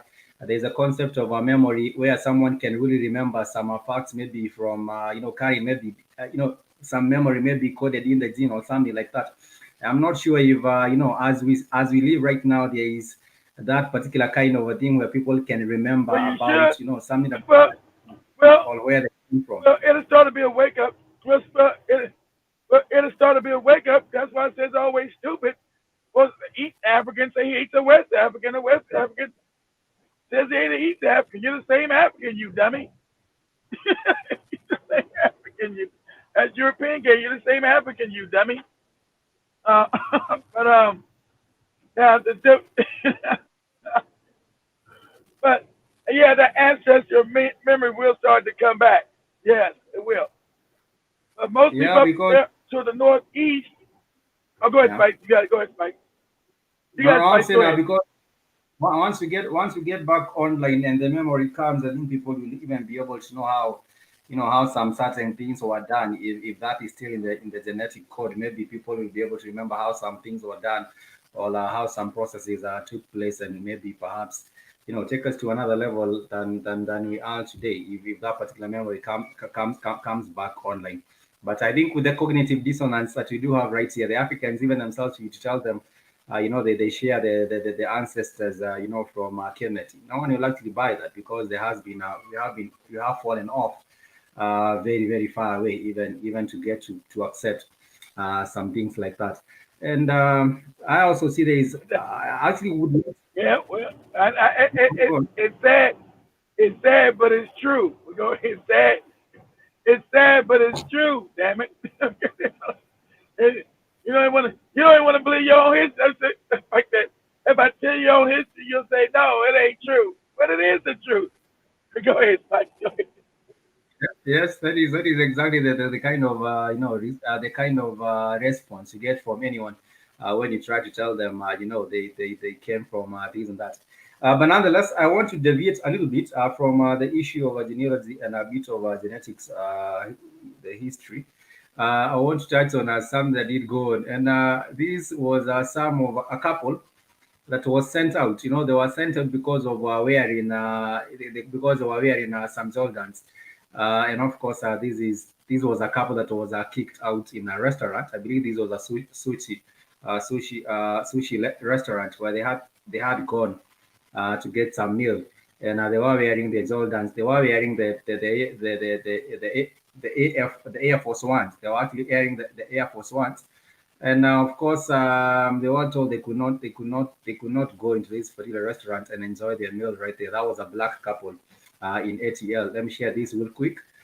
But then also the question comes up: what were they doing in this sushi restaurant? Our people will go to any other kind of a restaurant, but a black-owned restaurant. But nonetheless, this is what the black Where, couple where was went that, through. Mike? Where was that at? Where Well, was that was that in at? ATL. This was in Atlanta. It was in Where was that at? it was in Atlanta. It was you. Atlanta. It's called the Yumi Sushi Restaurant. It's in Atlanta. Okay. This is in Atlanta, where Okay. they were getting kicked out Okay. from. Okay, Let me share man. the All right. video. Let me share the It would video. make me laugh. Because they told you These cannot have a dress Gambian, code being these the Air Force Indians, Ones. You cannot go. they're the same people, stupid.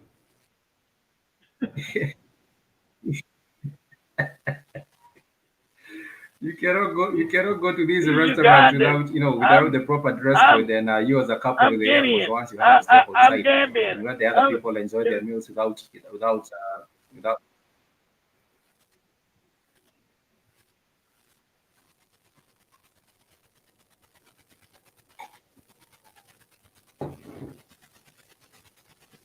Let me share these real quick. I think it's taking a minute to load.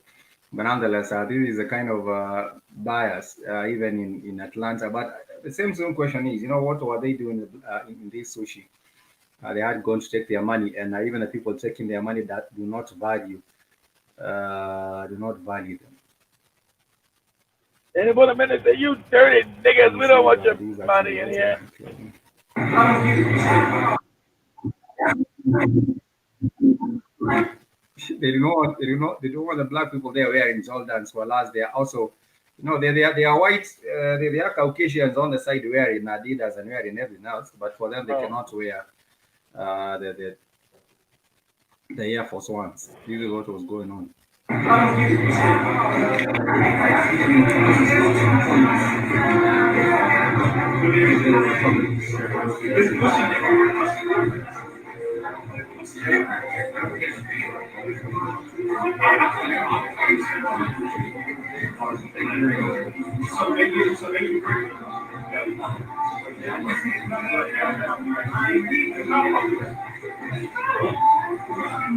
crazy is that? She has on Adidas sneakers. You telling me those are no, please. No, you can talk right here. I don't want to talk outside. This is something you brought on yourself. This is something you brought on yourself. This is pure racism. She has on Adidas. She has on Adidas. What the fuck is it? Adidas and Nikes. No. Adidas and Nikes. We're just like, we're just gonna talk to you. We'll just wait. I'm gonna have a conversation with you guys. No, so, no, I just recorded this shit. Because you wanted me. We exclude other people, not racial conversations.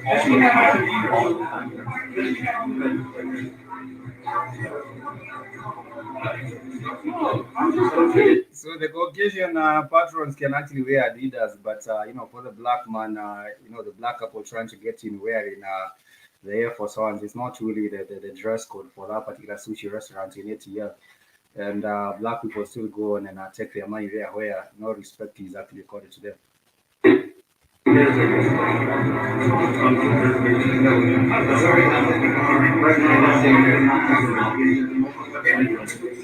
You guys can take our reservation. We're being kicked out because he has on tennis shoes, so maybe you can take our 515.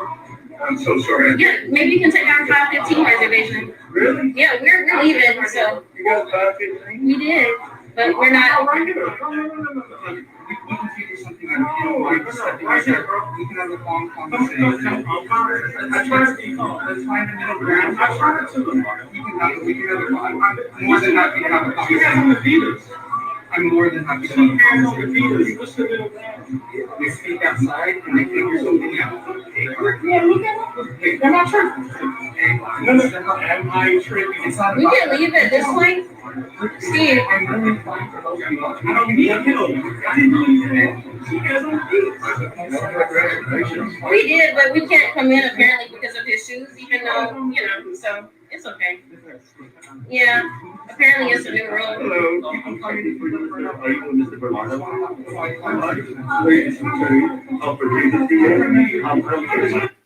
Then again, I do not have any sympathy for the brother because, he's still the one sticking out and going to these restaurants where there is no any kind of respect. And stop patronizing. Stop patronizing. These are hybrids. That is for Sister Monica. Thank you so much. And for joining us all the way from Cali, also see Lord, she has did his own, and she has the the complexion for for president.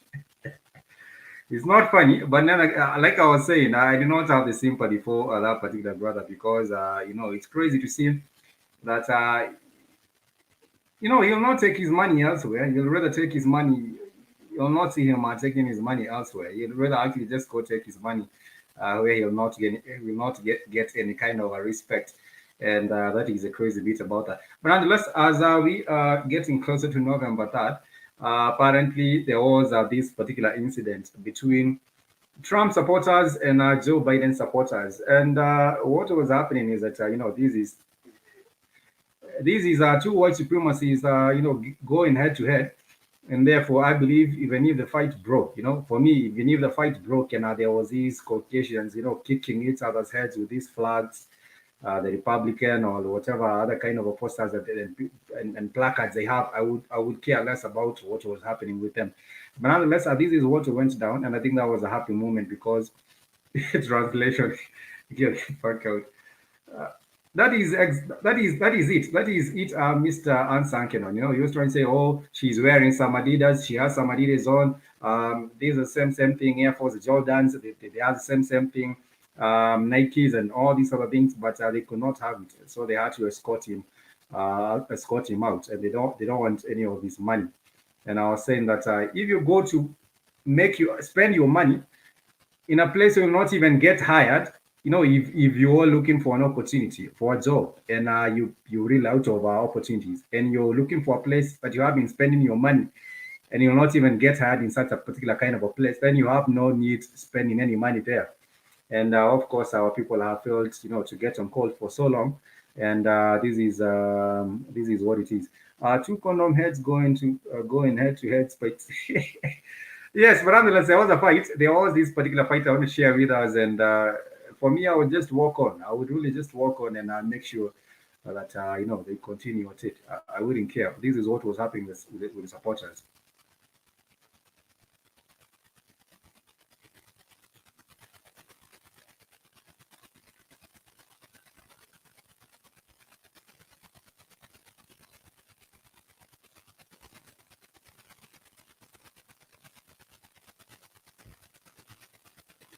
I'm trying to see if I get the audio.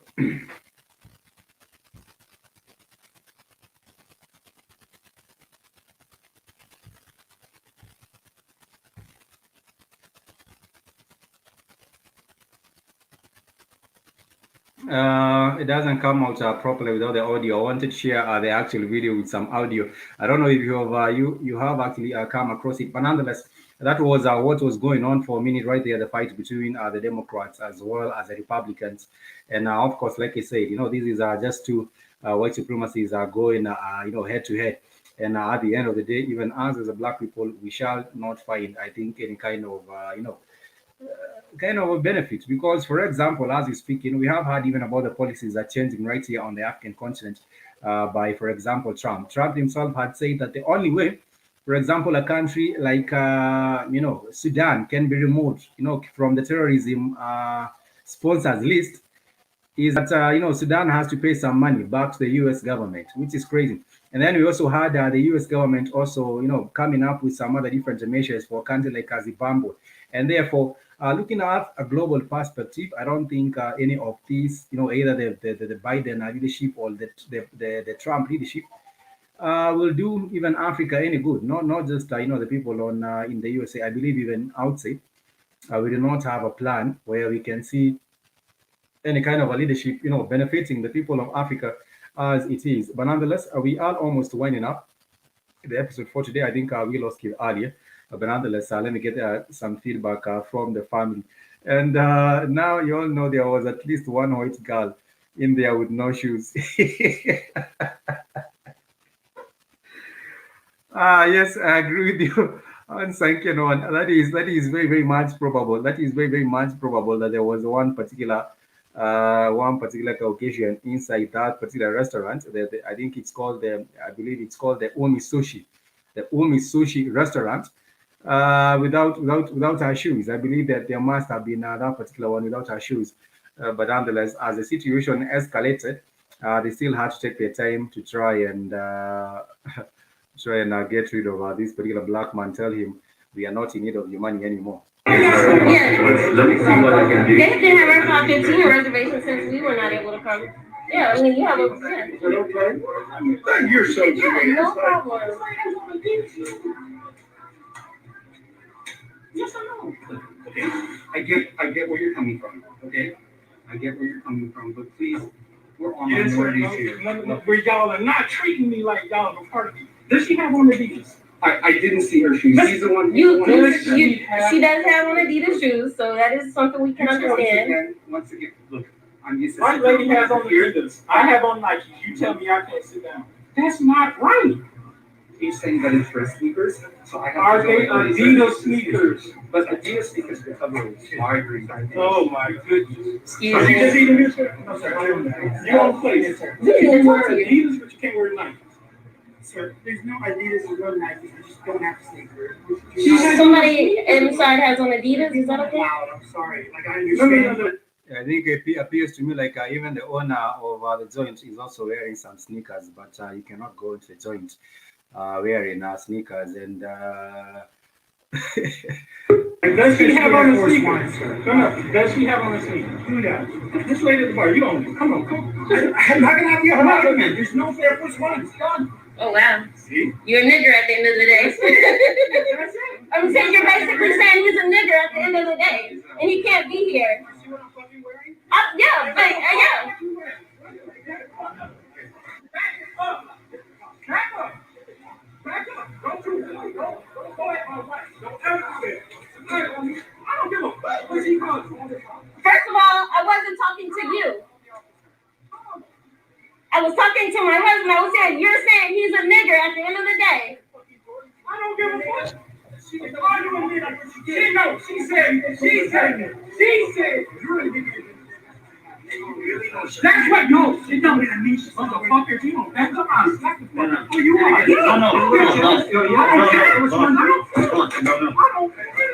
I'm not standing down, baby. I don't care. And you don't look like you're ready to even. Yeah, you can just. Me with jail. I can buy my way right out. Yes. And the brother went on and went on, but at the end of the day, he's spending his dollars where he's not supposed to spend it. But nonetheless, I cannot really tell anyone where to spend their money. It's their money at the end of the day, but the problem is that is why we do not have, money circulating to the dollar circulating in the black community, because we shall be, busy taking it to the sushi restaurant. And Charlie is also. Was that thing, Mike? Yes, that was in Atlanta where he was talking. Yeah, that's a sushi restaurant in Atlanta. Okay. And all right, you guys go ahead. That is a problem where we cannot have the dollar circulating for enough time, for a longer period, with our black community, because everyone else will be taking it to the Japanese. Everyone else will be taking it to whomever, to the targets, to the. I sorry for friend. I don't feel sorry for nobody getting treated. I don't feel sorry for nobody getting treated badly. Not establishment. Too late. So I don't feel sad on your behalf. Well, and I also do not.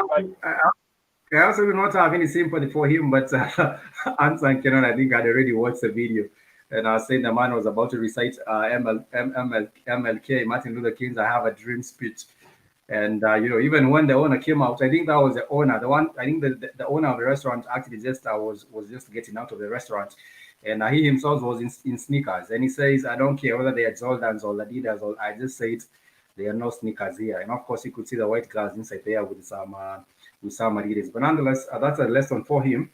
I believe next time he shall also be spending his money, where he can even get employed, because that is not a place where he'll get employed any day, where he's taking his money at. And Charlene is asking, why do you want to spend your money? Why do you want overpriced evil spirits, speed food? support your own and eat in peace. You know, people do not want that. People would rather go to a place where they're feeling as if, I don't know, I don't know if, I have no idea. Right? Probably they feel, probably they feel as if maybe the Umi Suchi joint is a sophistication, or they feel that, you know, that is where their social status is at, or something like that. Because I do not understand why anyone will still go on and are trying to force, you know, spend on a business. You know, anyhow, it's crazy. And support your own, eat in peace. Yes, absolutely. And that was what was going on, because I believe they just like Ansan on. They are a couple of you know, people without shoes in there. But unless being black, you cannot have, because the owner actually knows who wears the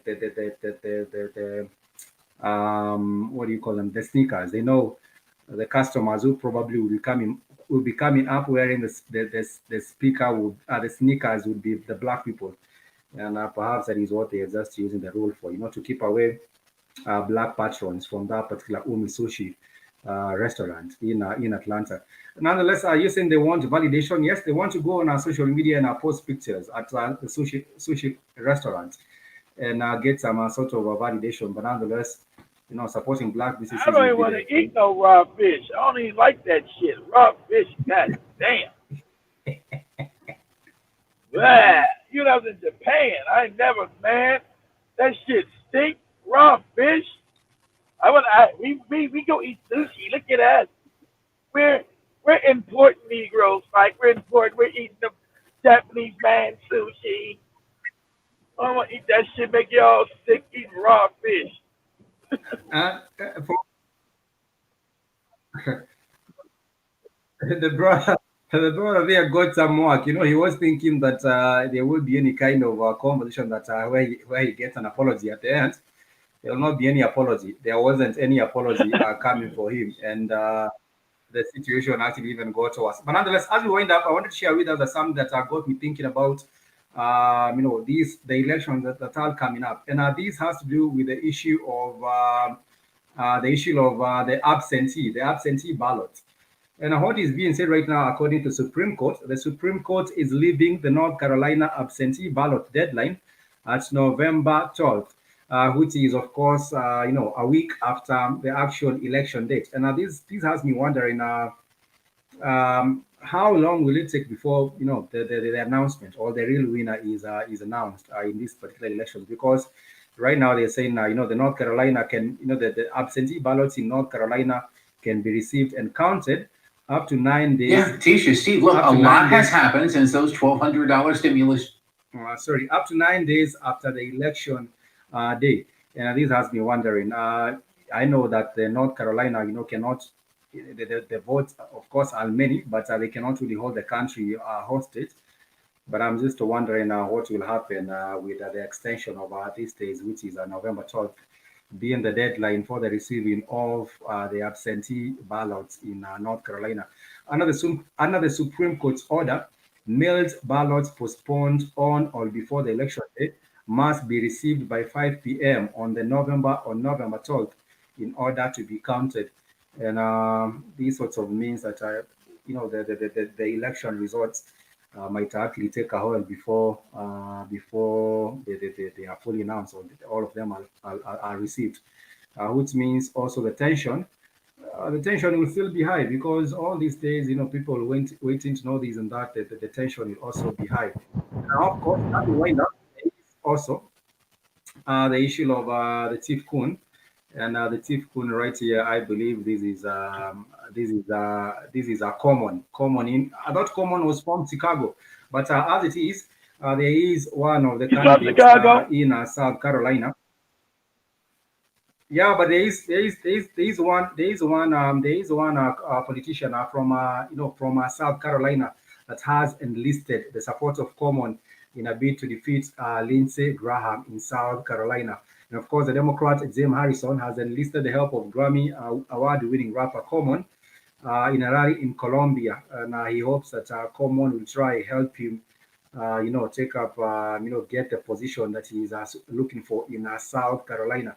I do not know how big the influence of Common is in South Carolina, to the extent that someone has decided to enlist the help of Common But nonetheless, that is a story that maybe we shall see how it unfolds later on.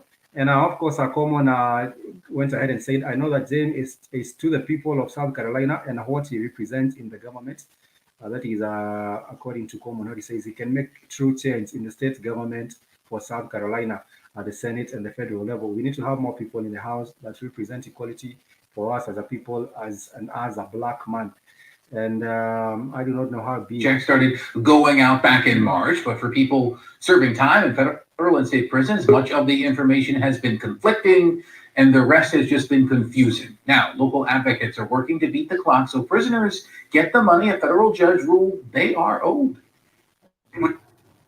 Sorry about that. I believe that was a story to do with the prisons also getting the stimulus check, which we also wanted to touch on a little bit earlier on. But nonetheless, I will just play the video and then we shall be winding up the episode, I believe, after we get some closing remarks from our kids. But before then, let me share these as well as we wind up. I was saying, I don't know how big Common is in South Carolina for anyone to enlist a support, but nonetheless, let me share these about the stimulus package as we wind up for the inmates. Yeah, what has happened since those 12 checks started?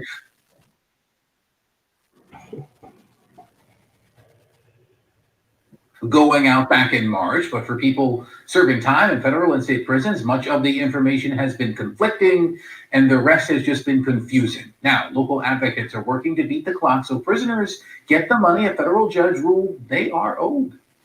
Within a week and 1 day, 350 people called. Wow. Yeah. Family members in frequent prison.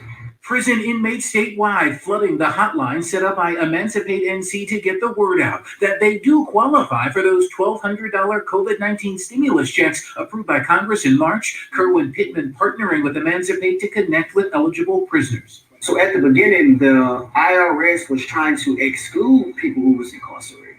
And so a judge said, you can't exclude these individuals solely off the basis that they are incarcerated. They're still going through the pandemic as well and still feeling the ramifications and the effects. The IRS abruptly stopped sending the payments to prisoners in May, then created a rule banning the payments, instructing anyone who received a check to return it. But now a California federal judge's ruled there's nothing in the COVID-19 relief bill barring incarcerated people from getting the checks and ordered the IRS to ensure those entitled to the cash have accurate information. Pittman and Emancipate pushing the NC Department of Public Safety to help spread the word. Reaching out to their lawyers and saying, hey, a judge has said these individuals are able to get this. Can y'all make sure that they're getting this? And of course, we had pushback like, no, until we actually showed them like this is a real court order. A spokesperson for NCDPS provided these copies of DPS flyers in English and Spanish they say are posted inside state prisons, alerting prisoners of the new developments, telling us the agency did not have a tally of how many checks were sent back to the IRS, writing the return checks are in the possession of the IRS. What happens with them from here is between the offenders, the courts, and the IRS, not the Department of Public Safety. You can use your money for deodorant. You can use your money for lotion. You can use your money for soap. I can send this money to my kids who may be feeling the economic effect of this pandemic. So, look, we said at the top that advocates are working to beat the clock here. That's because the deadline for inmates to fill out the federal 1040 form to receive their stimulus check is October 30th. That's the day after tomorrow. Family members can fill out the form for their loved one. Emancipate NC will walk you through it. The hotline number is along with this story on abc11.com. T-shirt. And that's a little bit on what's going on with the situation with the stimulus checks. And from what I understand, the deadline is really on the 30th, which is tomorrow. And of course, the inmates there have been some roadblocks that have been set up by the prisons department. Now, your first alert forecast from ABC 11 Eyewitness News. Sorry about that. I was saying that there has been some handles that have been brought up, trying to make people not, get the access to, filling up these particular forms. And I also, like you had earlier, I believe in that report, they are saying there are some people who received the check, but they were told to mail it back. You cannot, you have to return it to the IRS. I don't know how many of them did return it to the IRS. I believe they are also old, I believe they are also feeling the effect of the whole pandemic. How can prisoners get a stimulus check without a damn job? I don't. Is that a mistake? How are prisoners getting stimulus checks? They are they are actually saying that the Supreme Court actually, that the courts actually allowed for the incarcerated also to get the check, and of course they have to fill up the forms as Okay. well.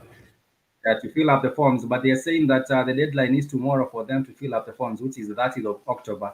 But some of the prisons department have been giving them problems trying to access these forms and fill them up and also I mean, get them. the answer's in prison. They got free room and board. How they get the stimulus? They got food and a place to stay. The prison. So how they get the stimulus? I don't understand it. Yes, they also say that their families out there are also feeling the pains, feeling not the pains Oh, only, but the okay. effect, Oh, the the family. effect Okay. of the COVID-19. Oh, But yeah, the nonetheless, family. All right. yeah, they can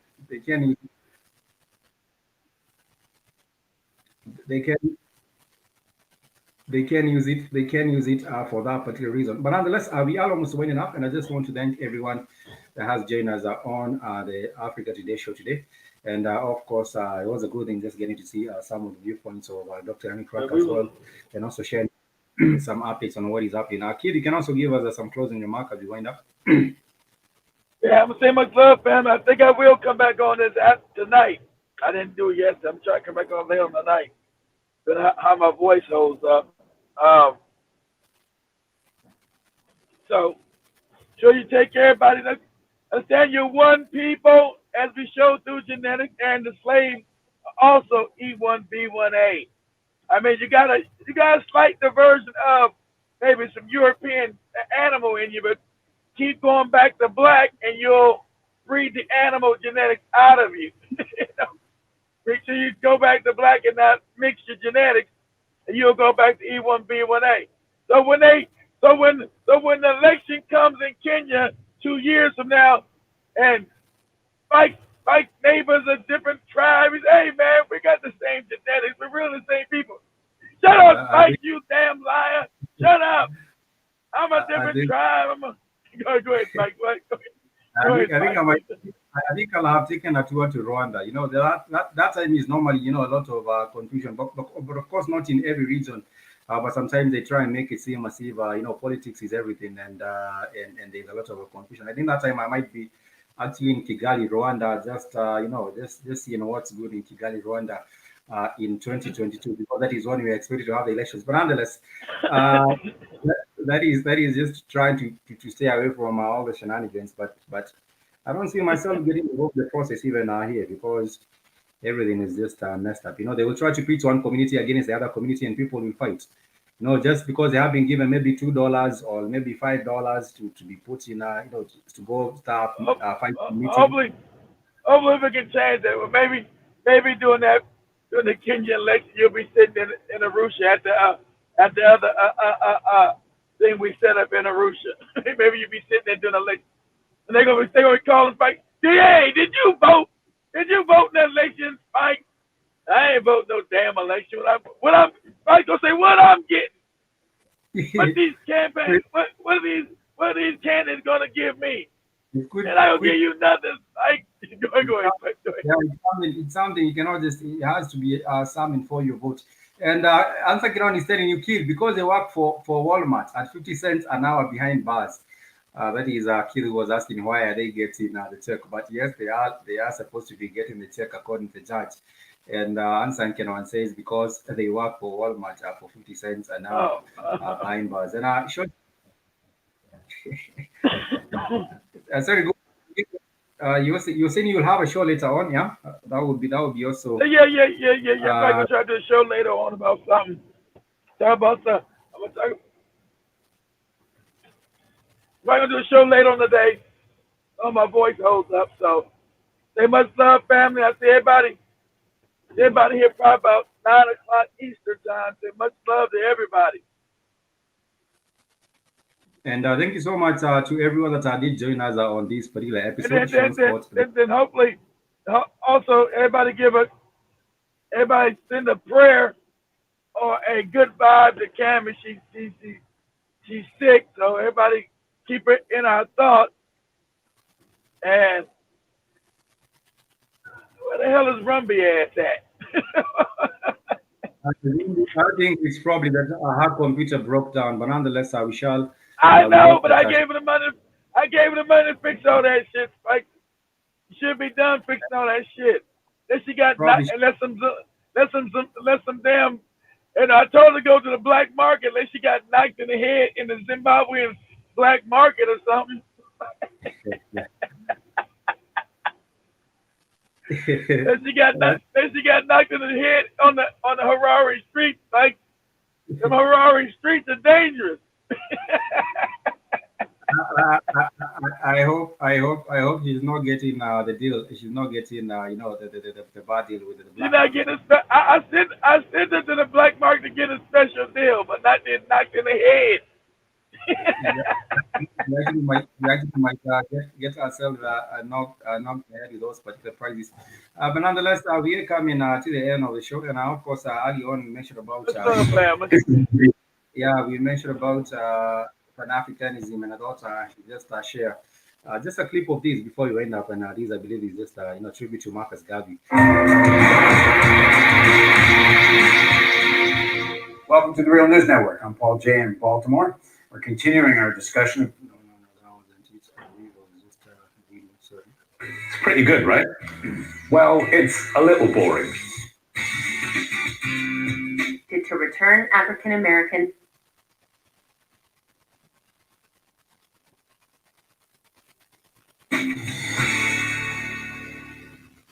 Marcus Garvey wanted to return African Americans to Africa to create a vibrant Black nation, empowered through African Americans to Africa to create a vibrant Black nation, empowered through economic independence. Although some of his goals were controversial, his crusade would inspire leaders from Malcolm X to Martin Luther King and Nelson Mandela. Garvey was certainly a controversial figure, but the Mandela concepts was no that we now think of. Garvey. Neither was no Martin Luther King. They try to get everything. Started with Garvey's pronouncements. Marcus Mosiah Garvey was born in St. Anne's Bay, Jamaica, on August 17, 1887. Beginning as a printer's apprentice at 14, Garvey became a union organizer and later worked various jobs across Central America. Marcus Garvey found wherever he went, Black people of African heritage in particular were always on the lower stratification end of society. This had a profound impact on him. Particularly, his concern was for the uplift of African people globally. In 1912, Garvey sailed to London, England, and took night courses at Birkbeck College. After working for a Pan-African newspaper, Garvey returned to Jamaica in 1914 and formed the United Negro Improvement Association, or UNIA. The UNIA was about Black self-determination. It was about galvanizing the ideas of Black repatriation to the motherland, the continent of Africa. And it was extremely important in terms of getting Black people to understand self-pride, pride in one's race. Inspired by Booker T. Washington to raise funds and start his own school, Garvey came to the United States in 1916. And in 1918 began publishing the Negro World newspaper. Garvey was extremely outspoken. He was, some people would say, almost bombastic. He wanted to take over Africa and had elected himself as president of Africa without consulting the Africans, unfortunately. Determined to achieve economic independence for African Americans, Garvey launched the Negroes Factories Association in 1919.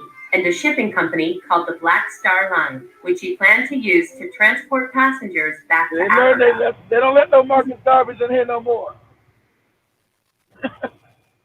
America learned their lesson. They don't allow no more Marcus Garveys up in here. They will not have anyone. Oh, they will not have anyone. Boom.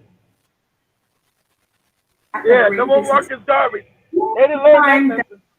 You got it, Spike. And the UNIA were trying to launch the Black Star Line. They solicited funds from investors for stock options through the mail. And this resulted later on in allegations of mail fraud, and Garvey was convicted and sent to prison. After serving 5 years in prison, Garvey was deported. He eventually moved to London, and in 1938, he supported the Greater Liberia Act, created by known white supremacist Senator Theodore Bilbo from Mississippi. Marcus Garvey's association with Senator Bilbo is related more on a practical level rather than an intellectual like for each other. Marcus Garvey's attempt to help Africans in America leave and go to Africa fell in line with some aspects of KKK philosophy. Garvey died in London on June 10, 1940. He was reinterred in Jamaica in 1964 and is hailed as Jamaica's first national hero and the prophet of the Rastafarian religion. Although Garvey was a flawed leader, he's someone who is really important to the history of the Black radical tradition. He was probably one of the strongest voices of Black nationalism in history. I will be particularly interested to know how many times they let his ship sail, because being a Black-owned ship, that was also another threat, and therefore they might have tried to, just stop it from actually, transporting people or, getting involved in business. But nonetheless, I want to thank everyone. Like I said earlier, Big T's, thank you so much. Melanated Warrior, thank you so much. We appreciate you. And also Monique, much love to you from California. That's what it is, Big Cheese. It's slave labor. I'm sorry they work you like that in prison, 10 cents an hour. That's slave labor. You know what it is. And that's what they want to do. I tell you, people, man, if you want to inflict your kids with slave labor here and all that old crazy shit, it's going to get worse.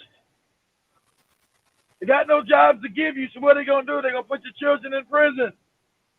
And they're going to work their ass, slave labor. So much love, family.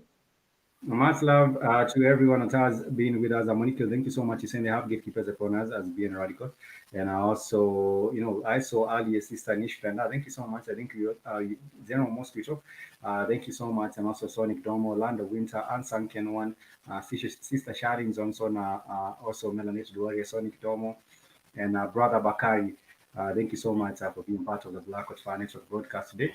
And also Sister Light Bearer and everyone else. Also Sister Asha Walker. Thank you so much.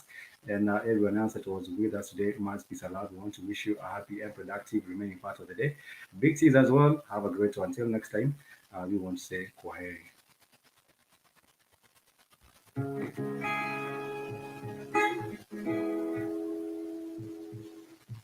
You try to plant something in the concrete, you know what I mean? If it grow, and the rose petal got all kind of scratches and marks, you're not gonna say, damn, look at all the scratches and marks on the rose that grew from the concrete. You're gonna be like, damn, a rose grew from the concrete?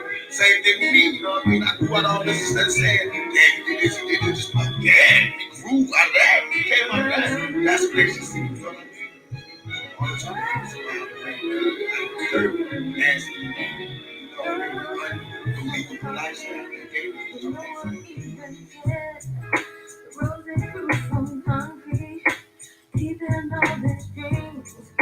Proving nature's laws wrong and learn how to walk without having feet. It came from concrete. Did you hear about the rose that grew from a crack in the concrete? Proving nature's laws wrong, it learned how to walk without having to be. Funny it seems, but by keeping its dreams, it learned to breathe fresh air. Long live the rose that grew from concrete, when no one else even cared. No one else even cared. The rose that grew from concrete. Did you hear? Did you hear about the rose that grew from a crack in the concrete? Proving nature's laws wrong, it learned to walk without having feet. Funny it seems, but by keeping its dreams, it learned to breathe fresh air. Long live the rose that grew from concrete, when no one else even cared. Keeping all his dreams, proving nature's laws wrong, it learned how to walk without having feet. To breathe the fresh air, to breathe the fresh air, to breathe the fresh air, to breathe the fresh air. You would ask why the rose that grew from the concrete has vanished on the continent. We would all celebrate it tonight. Well, we are rose. This is the concrete. And these are my damaged petals. Don't ask me why. Thank God, nigga. Ask me how. To breathe the fresh air, to breathe the fresh air, to breathe the fresh air, to breathe the fresh air. You wouldn't ask why the rose that grew from the concrete has damaged petals. On the contrary, we would all celebrate it so that we would all love its way to reach the sun. Well, we are rose. This is the concrete. And these are my damaged petals. Don't ask me why. Thank God, nigga. Ask me how. By keeping its dreams, it learned to breathe fresh air. Long live the rose that grew from concrete when no one else even cared. Keeping all his dreams, proving nature's laws wrong, is learn how to walk without